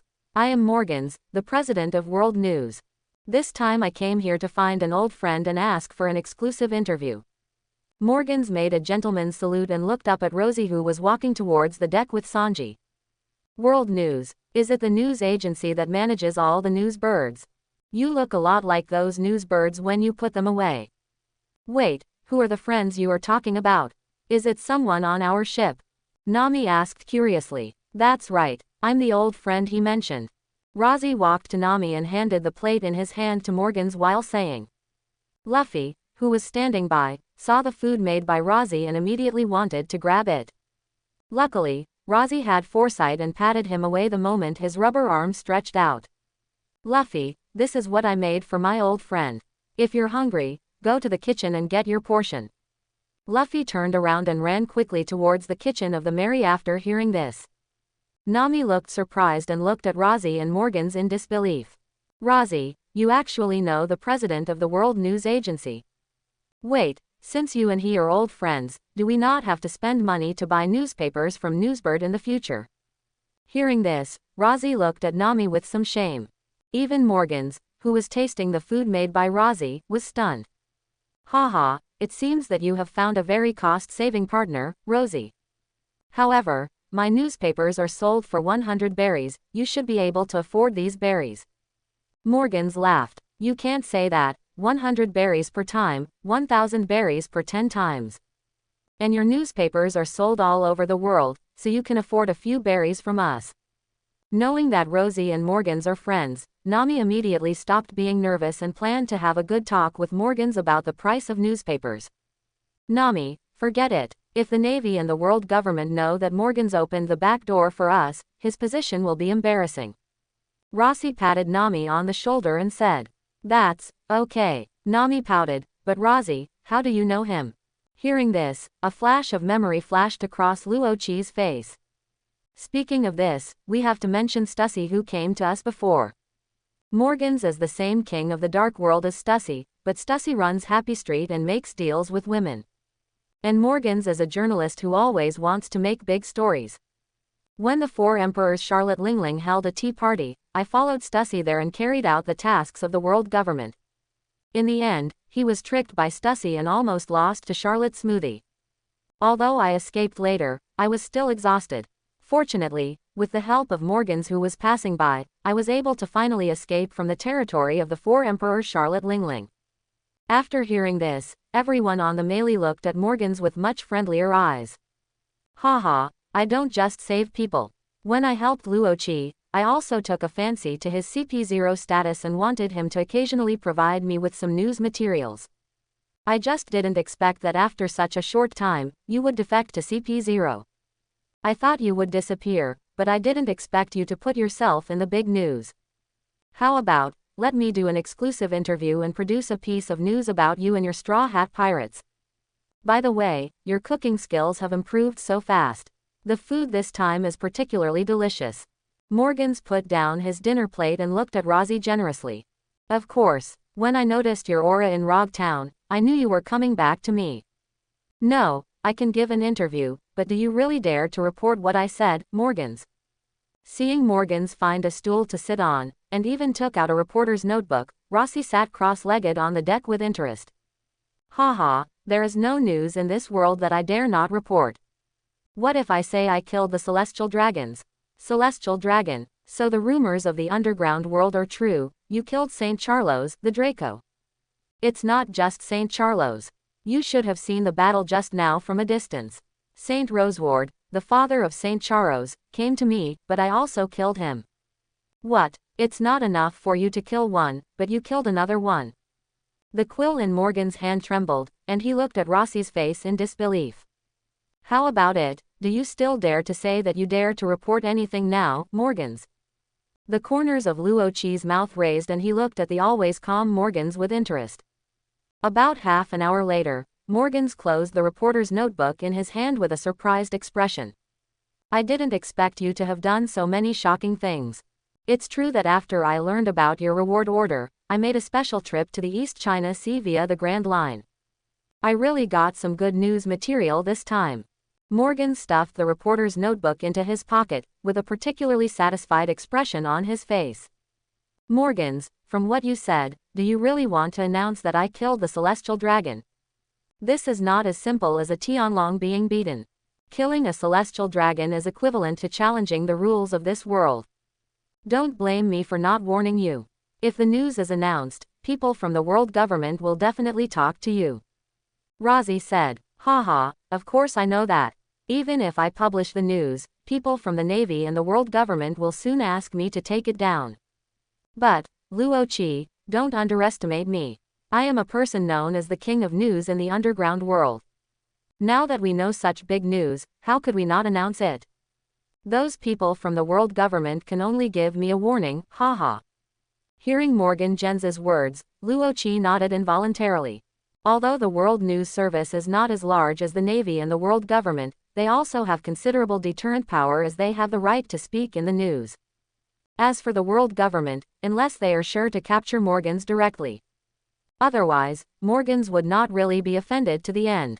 In a way, the world government and the World News Agency are in a cooperative relationship. The world government provides convenience to the World News Agency, and the World News Agency sometimes acts as a propaganda tool for the world government. Since you have decided, I won't say much. It's just that my bounty may increase again.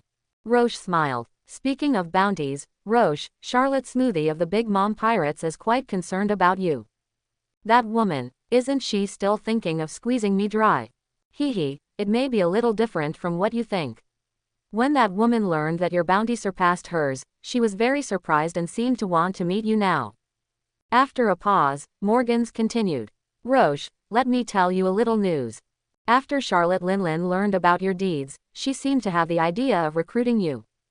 It is said that she plans to wait until you go to the New World and have someone send you an invitation to a tea party. And let you marry her daughter Charlotte Smoothie. As soon as he finished speaking, Rock's eyes widened.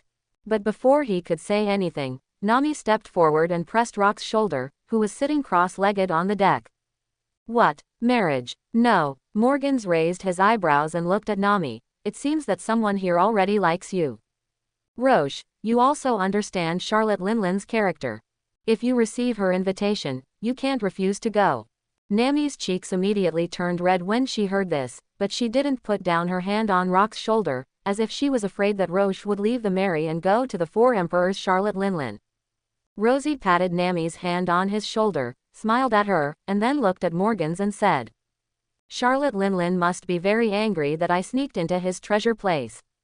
She is quite generous this time and even wants to recruit me as her son-in-law. But let's forget it. Although Smoothie looks good, he is a little too cruel. If it's Charlotte Garrett, I can consider it. Haha, just kidding. Morgans, you think I'm not afraid of even the celestial dragons, so why should I be afraid of the Four Emperors? Charlotte Linlin. CJEF. My Captain Luffy is a man who will become the Pirate King sooner or later. Even if it is the Four Emperors, we will bring him down in the future. So I will not take the Straw Hat Pirates to join the Big Mom Pirates. After Rosie finished speaking, Luffy nodded heavily. Yes, I am the man who wants to become the Pirate King, and I will never let Rosie leave here. Morgan smiled and stood up from his seat. I see. Rosie, you have joined a very interesting pirate group. Wait and read the newspaper. If the world government intercepts it a little slower, you should be able to see the news that you killed the celestial dragons in the news. I hope you will not be arrested or killed because of my news. I still expect you to provide me with more news materials. After speaking, Morgans waved his huge wings, and the whole person took off and flew rapidly into the sky. After a while, he disappeared in front of Rosie and others. It's still the same as before. Rosie shook his head, looked at his companions behind him, and smiled. Everyone, be prepared for the next voyage. Maybe we will face more and more battlefields like Rogue Town.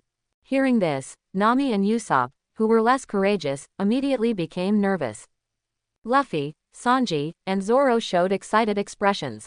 Luffy, come if you want to, no matter who the enemy is, I will blow them all away. Sanji, haha, if I make a big fuss, my bounty will exceed that of the green algae head. Zoro, perverted chef, you are still far away. By the way, Luochi, can you help me train? If possible, I want to become stronger as soon as possible. Regarding the power called domineering that you mentioned earlier.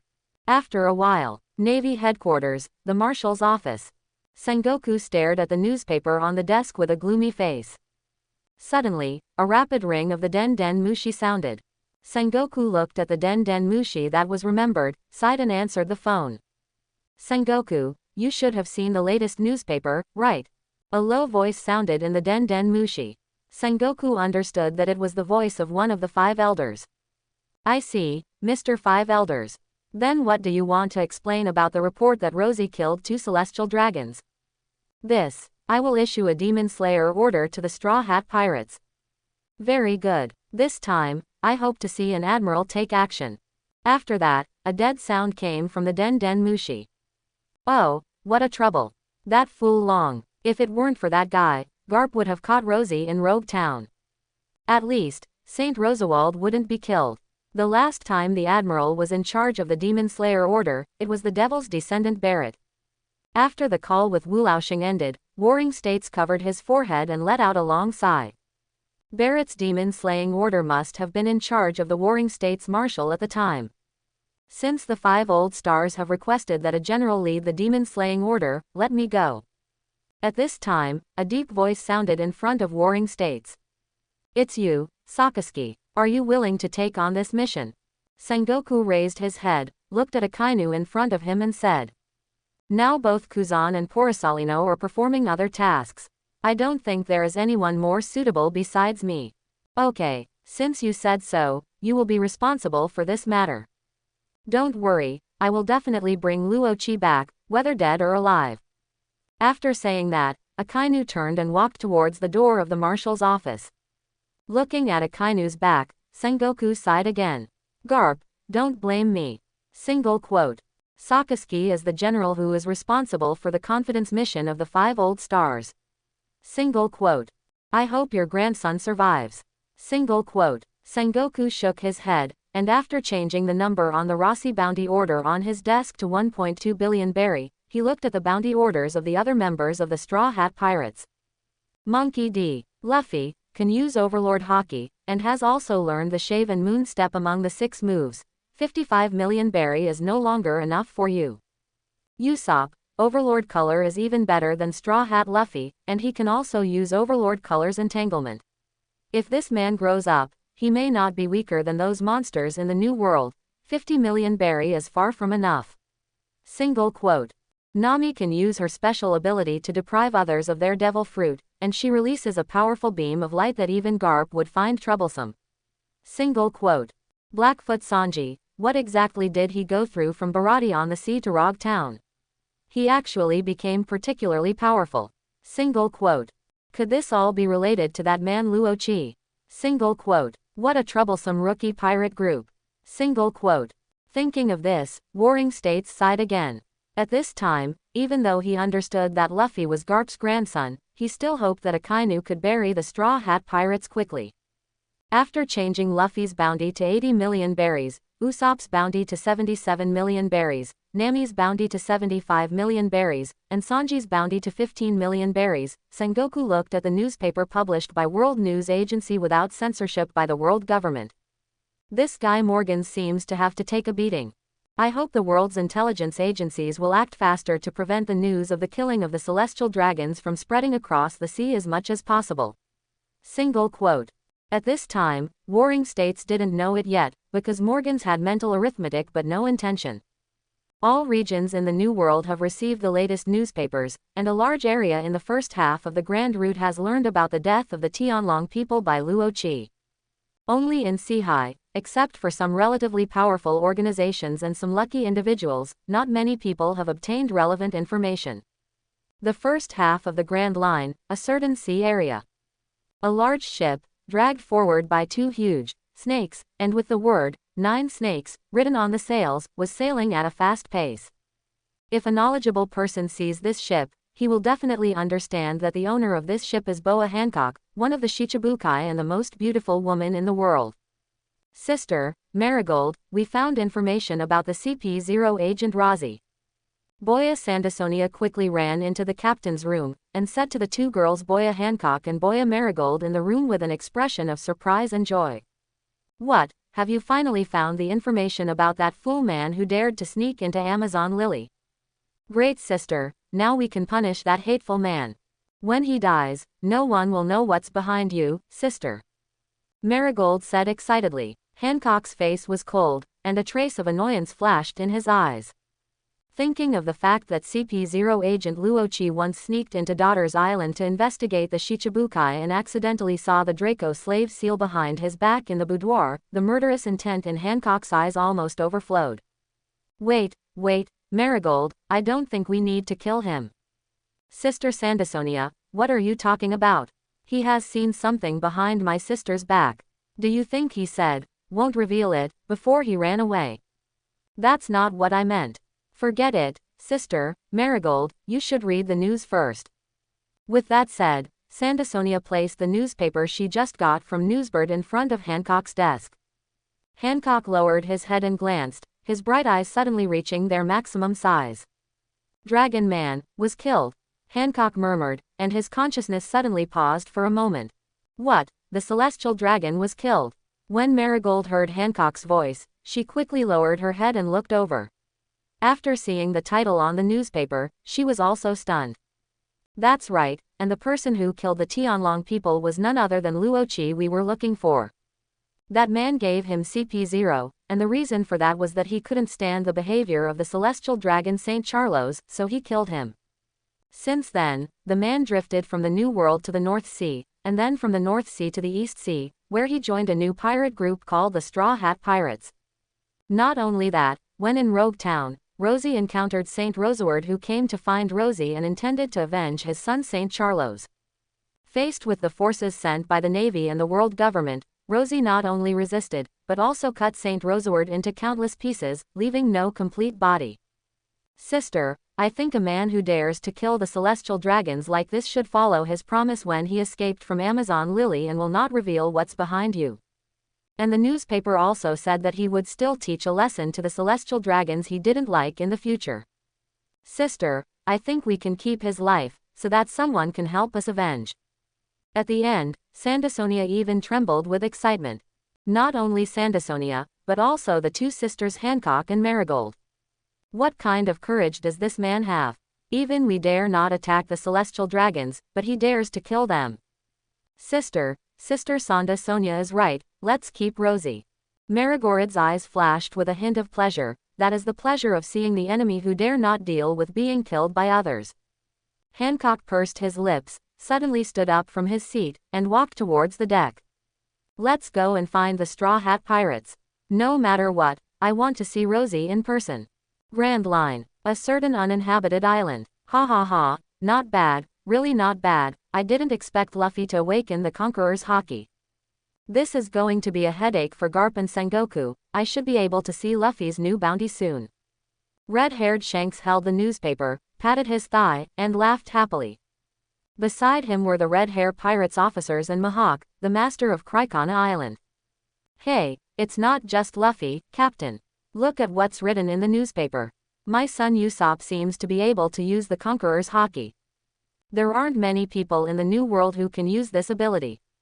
Jesus pointed to the description of Usopp in the newspaper, feeling indescribably proud. Indeed, is good. Luffy's awakening of the Conqueror's haki is amazing. But the most surprising thing is your son Usopp. Luffy really found a good crew. The red-haired man exclaimed. It seems that Shanks, you did not choose the wrong person. Straw Hat Luffy is still so young, but he has awakened the Conqueror's haki. Including Usopp and Rosie, this small rookie pirate group has 3 people who have the qualifications of a king. But if we talk about the crew members Luffy found, Rosie is the most amazing. Although he is also the most dangerous type of person. Hawkeye also held a newspaper in his hand. He spread the newspaper and placed it in front of Shanks and others. This Rosie did a lot of things that the strong men in the New World dared not do. Killing 2 celestial dragons, the world government will never allow such a thing to happen. Next, the Navy and the world government's pursuit of the Straw Hat Pirates will become more dangerous and severe. Shanks, do you think that under such circumstances, the little guy you said you chose can still come to the New World? Hawkeye asked. Hee, I believe Luffy can do it. Danger will only make them grow up quickly. And I also believe in this Rosie, he will fulfill the duties of the vice captain of the Straw Hat Pirates.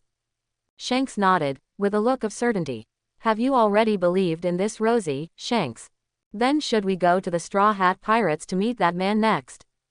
Ben Beckman suddenly asked. Forget it, this Rosie performed well, he is indeed a qualified partner. Compared to this, let's play a game, Beckman. How much berry do you think Luffy and his friends will be rewarded with next? Hawkeye, you can guess too. Red-haired Shanks said as he took out a stack of berry to gamble. Hawkeye, at the same time, on the other side. Alabasta, I didn't expect that man to have the strength to repel the candidate for the Admiral of the Navy.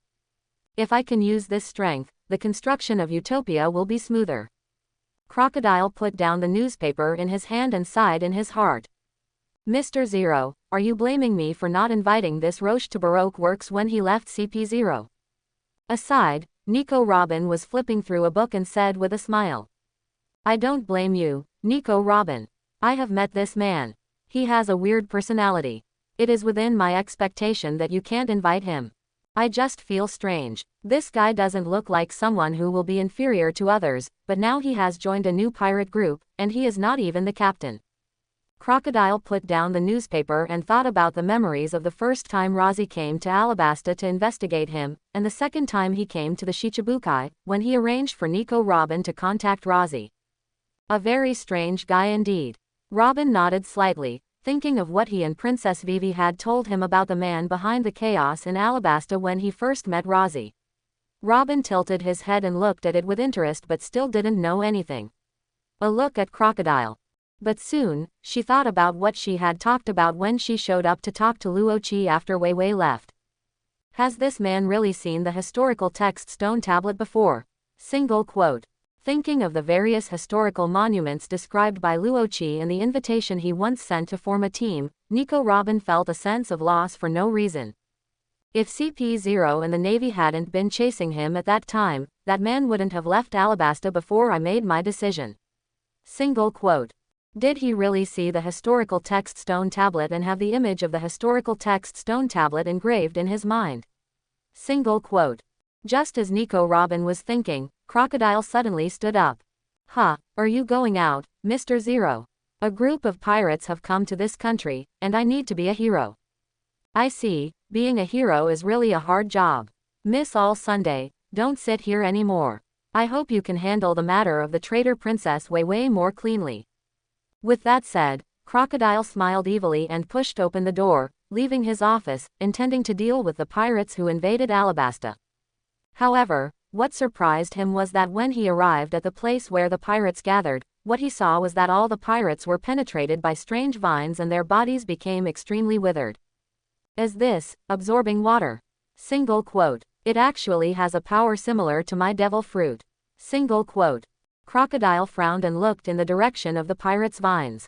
Soon, they locked onto a man with fingers turned into vines, a tall and strong man with slender legs, a naked upper body and a tattoo of Heart of Death River printed on his left side. If Rossi were here, he would definitely be able to recognize him as one of the future admirals, the admiral known as the Green Bull, and the natural forest fruit ability user Aramaki.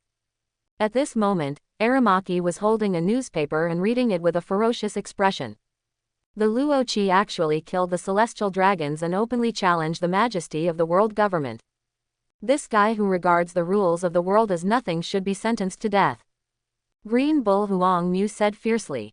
For him, who is extremely protective of the celestial dragons and the world government, what Luochi did can be regarded as a heinous crime. On the side, Crocodile heard this and walked over with interest.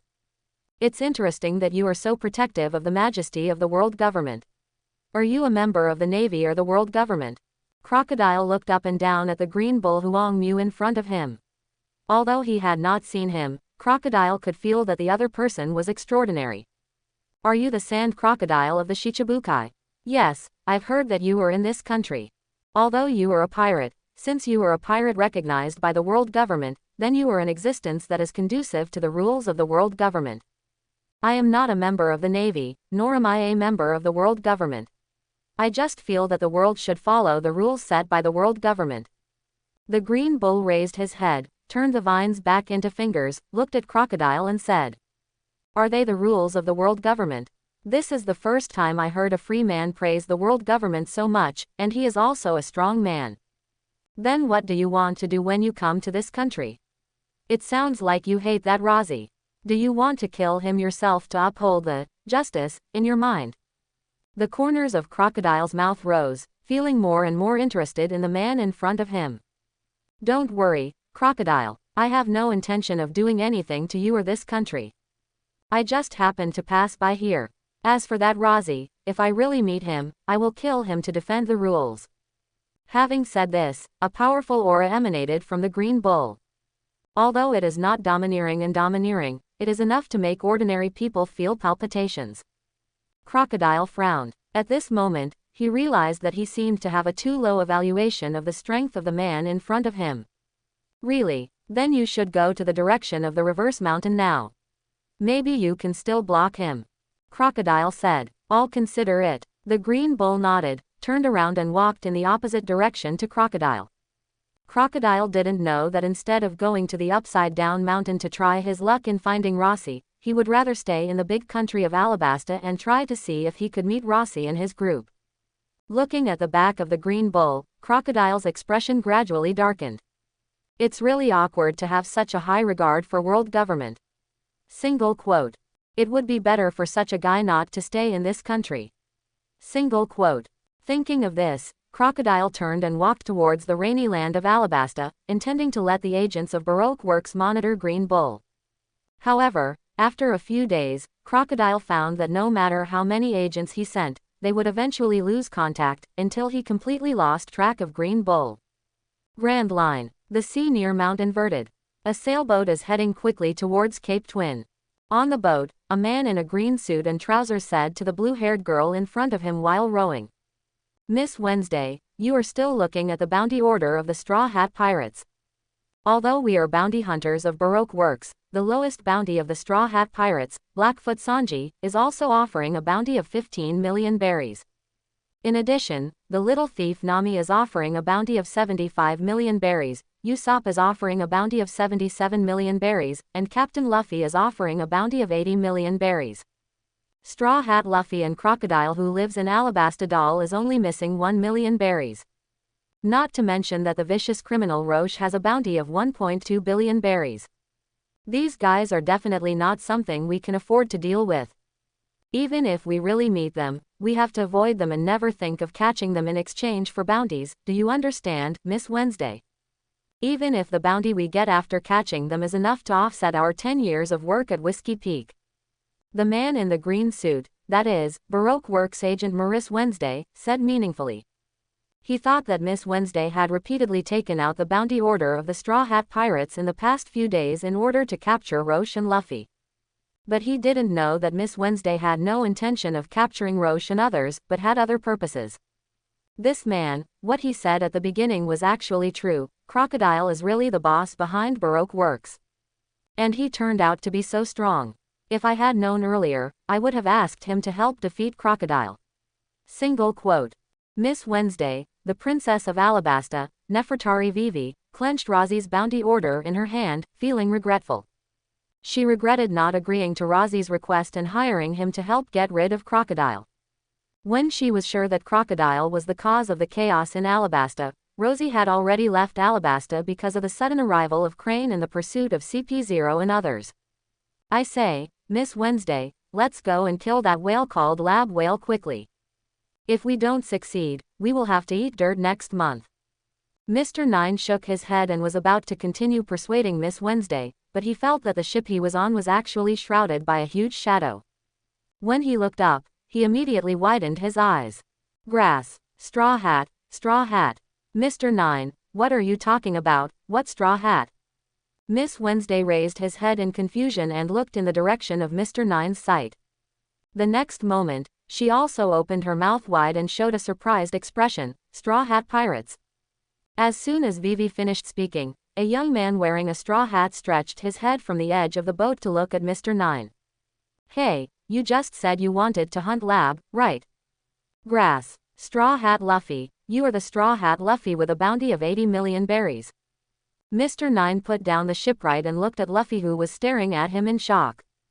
Then, he saw Usopp, Nami, Sanji and Zoro sticking their heads out from the edge of the boat. What made Mr. Nine feel desperate was that Luffy and Usopp's people in front of him didn't look very friendly at him and Miss Wednesday. Hey, I'm asking you, you just said you wanted to kill Labu and eat its meat, right?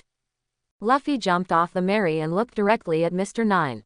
At this moment, Mr. Nine finally came to his senses and waved his hands. No, respected Captain Straw Hat Luffy, you must have heard it wrong, I didn't say that. Although he didn't know what the relationship between Luffy and Labu was, as a Baroque Works agent who was good at observing words and performing, Mr. Nine knew what he should and shouldn't say now. Really, it turned out that I heard it wrong, then it's okay. Sorry, ha ha ha. Luffy laughed, stretched out his arm and pulled the edge of the Mary and jumped back. Seeing this scene, Mr. Nine was more and more terrified. The newspapers described Luffy's rubber ability. At this moment, seeing Luffy's outstretched arms, Mr. Nine completely understood that he had encountered the real thing. Luffy, that guy is lying to you. And I just heard that he wanted to kill Lab. Sure enough, let's teach them a lesson. Zoro grinned and pulled out the demon sword Sandai Kitetsu, as if he was going to attack Mr. Nine and Miss Wednesday. Stupid green algae head, just attack that ugly man in a suit, we need to treat the beautiful blue-haired lady over there with love. Sanji said with red hearts in his eyes. Chef, you are sick again. Green algae head, what did you say? Aside, Nami covered her head and was about to speak to stop Zoro and Sanji from arguing, when a slightly anxious female voice came from the boat. My name is Vivi, I know Rosie. He's on the Mary, can I meet him? After the words fell, Nami, Luffy, and Mr. Nine all looked at Vivi in surprise. A little later, just when Vivi thought Luffy and others would stop her from seeing Rosie, Luffy spoke. What, you should have said you knew Rosie earlier. Rosie is training now, you guys come up first. I'll call him for you later. As Luffy spoke, he stretched out his arms to pull Vivi and Mr. Nine onto the Mary. Then, he ran to the cabin of the Mary. Luffy, why do people let them get on board just because they say they know Rosie? Even if they know each other, they may not be friends. Nami patted her forehead and looked at Vivi and Mr. Nine with a headache. Mr. Nine swallowed his saliva and looked at Vivi nervously, his lips moving up and down. He looked like he wanted to discuss something with Vivi, but he didn't dare to say it out loud. Nami became even more suspicious after seeing this scene. Vivi, right, do you really know Rosie? Yes, Vivi nodded firmly. Really, then what is your relationship with him? Friend, enemy, acquaintance you've met a few times, or lover? Lover, no, Rosie and I are just. Before Vivi finished, Rosie's voice came from the direction of the cabin. Just acquaintances we've met. Hearing this, Vivi looked up and looked towards the cabin, her eyes immediately lit up. It was Rosie who walked out there. Great, Rosie, I finally see you. Vivi stood up and walked quickly towards Rosie. This time, Nami, Usopp and others who had heard Rosie's words did not stop him. And Sanji stared at Rosie with his eyes, constantly guessing the specific relationship between Rosie and Vivi. Mr. Nine was even more surprised. He thought Vivi was just lying, but now it seems to be true. For a moment, a sense of relief from being saved spread in Mr. Nine's heart. But the next moment, he felt a huge aura pressing on him, and an inexplicable palpitation suddenly appeared. Mr. Nine's eyes rolled around, and before he could figure out what happened, he fainted completely. It's been a while since I last saw you, Princess Vivi. I didn't expect you to be here. Why, are you still working for Baroque Works? Now you should have determined that the boss behind Baroque Works is the murderer who caused the chaos in your country. Roche, with his upper body naked, looked at Mr. Nine, who was stunned by his domineering aura, and then wiped his hair wet with sweat from exercise with a towel while asking. Vivi didn't realize that her partner Mr. Nine was unconscious. Hearing this, she immediately pursed her lips and lowered her head, regretting more and more that she didn't entrust Roche at the beginning. Instead, she had to personally confirm whether Crocodile was really the mastermind. Wait, Princess Vivi. Roche, are you saying that she is a princess of a certain country? Nami said in surprise. Yes, Princess Nefertari Vivi of Alabasta. In order to avoid the war in the country, I went undercover in Baroque Works to look for clues. After I killed the celestial dragon Saint Charlos, I fled to Alabasta and met this princess. At that time, I thought that since I had met the princess, I would make a fortune. Please. So I offered a price to the princess. As long as she gave me enough berries and provided a fast enough ship, I would help her get rid of Crocodile. But at that time, Princess Vivi didn't believe that Crocodile was the boss behind Baroque Works, so she didn't agree. Then, because I knew the Navy was coming, I chose to leave Alabasta in my own way. After Roche finished speaking, everyone in the Straw Hat Pirates nodded in understanding. And Vivi took a step forward, mustered up the courage to look directly into Rock's eyes. Rosie, will your words still work?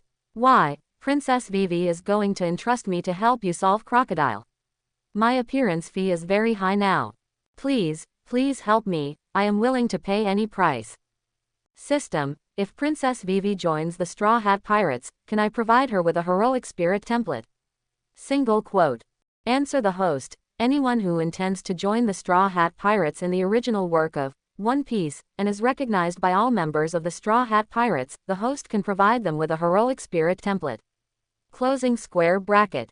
I see, that means I can help provide a heroic spirit template for Princess Vivi. Single quote. Rosie's mouth corners raised, and his eyes swept over Vivi in front of him. In the original work, both Vivi herself and Luffy and others have recognized Vivi as a member of the Straw Hat Pirates. It was just that Vivi was concerned about the kingdom, so she was not able to stay on the Merry in the end. I finally came to this world, so I really have to keep Vivi here. Perhaps this way, Vivi's father can be prevented from being wiped out by the world government. The old father will always have a way to deal with the heir to the kingdom. Rosie smiled and said, Princess Vivi, can you really win with any conditions? No, that's right, any conditions are fine. Vivi noticed Rosie's eyes and shook unconsciously.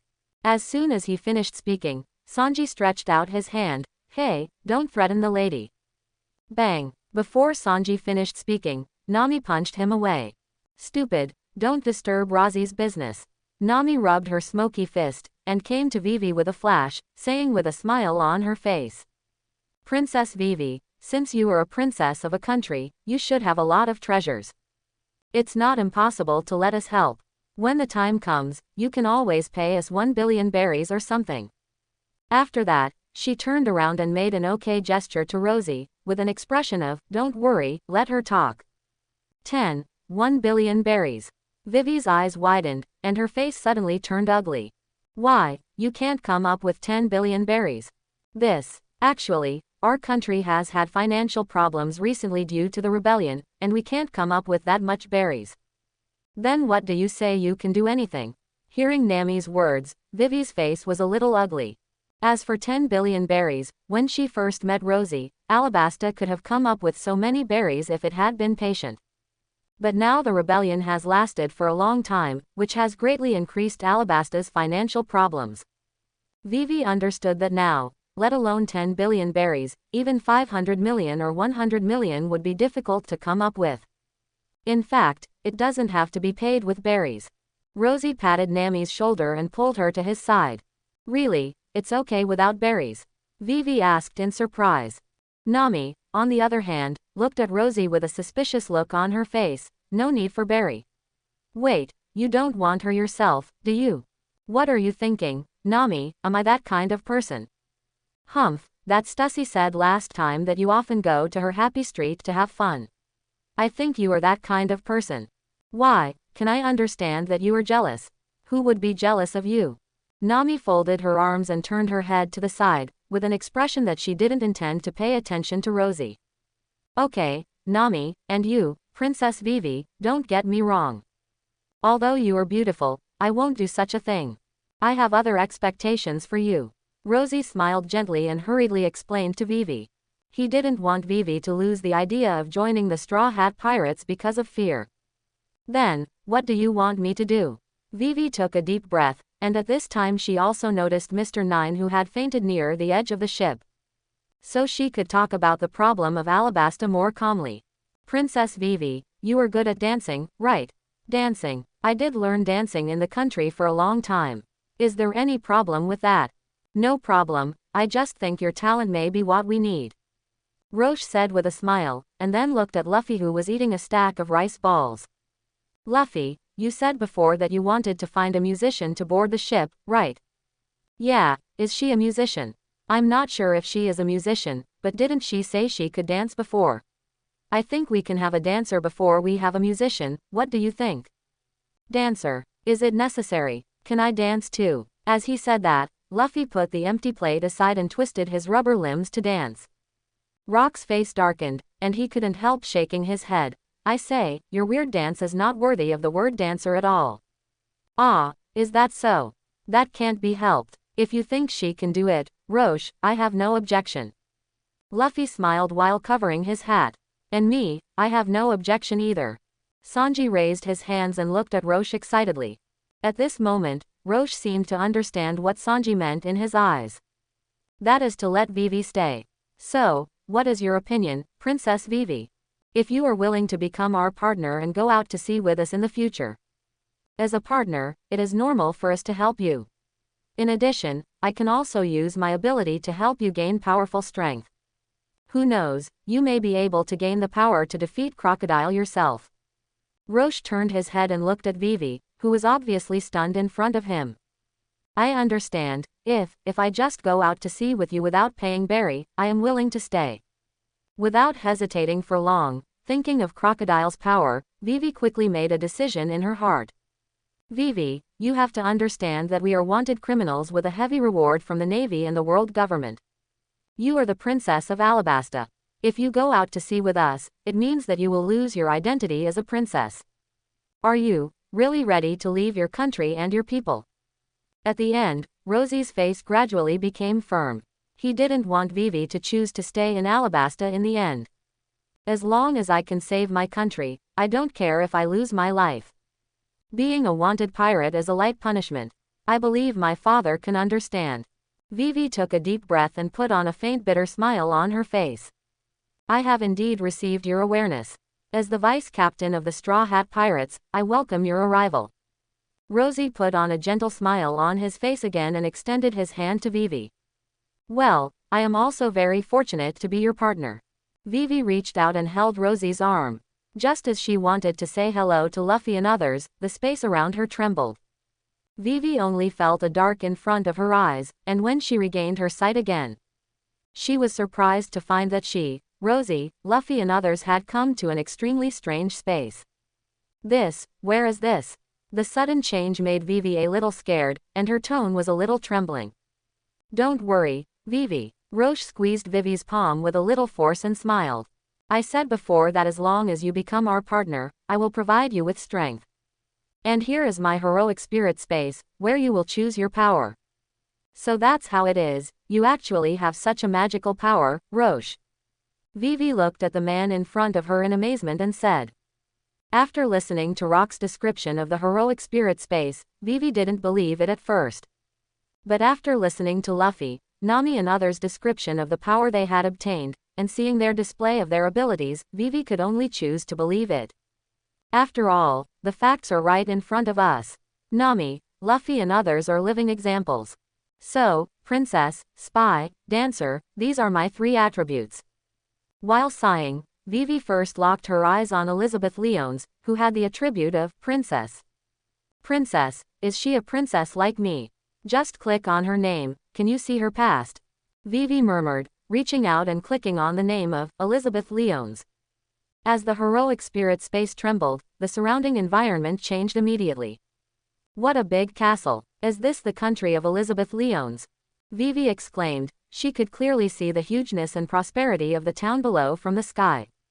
Without waiting for Vivi to observe carefully, the petal they were on began to fall down quickly, passing through the clouds, passing through the flying swallows, penetrating the city walls, and finally came to a beautiful girl with silver hair, blue eyes and dignified manners.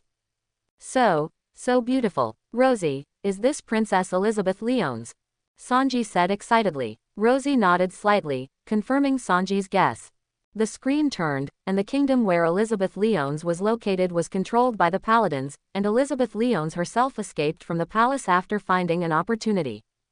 Seeing this scene, Vivi felt a strong empathy in her heart. She was just like Elizabeth Leones, who escaped from the country to seek a way for the country. Fortunately, I have found a way now. Single quote. I also hope that Elizabeth Leones can find a way. Single quote. Vivi raised her head and looked at Rosie quietly. Rosie sensed Vivi's gaze and looked down at her. She quickly turned her head and looked at the picture about Elizabeth Leones again. Rosie smiled, snapped his fingers, and the screen turned again. This time, the scene came to a battlefield. At this moment, Elizabeth Leones's aura changed greatly, and her whole body was covered with sacred light. One eye turned golden, and the pupil looked even more mysterious. Elizabeth Lioness opened her hands, and the gentle light from her body instantly spread around. I hope everyone will support it and subscribe more.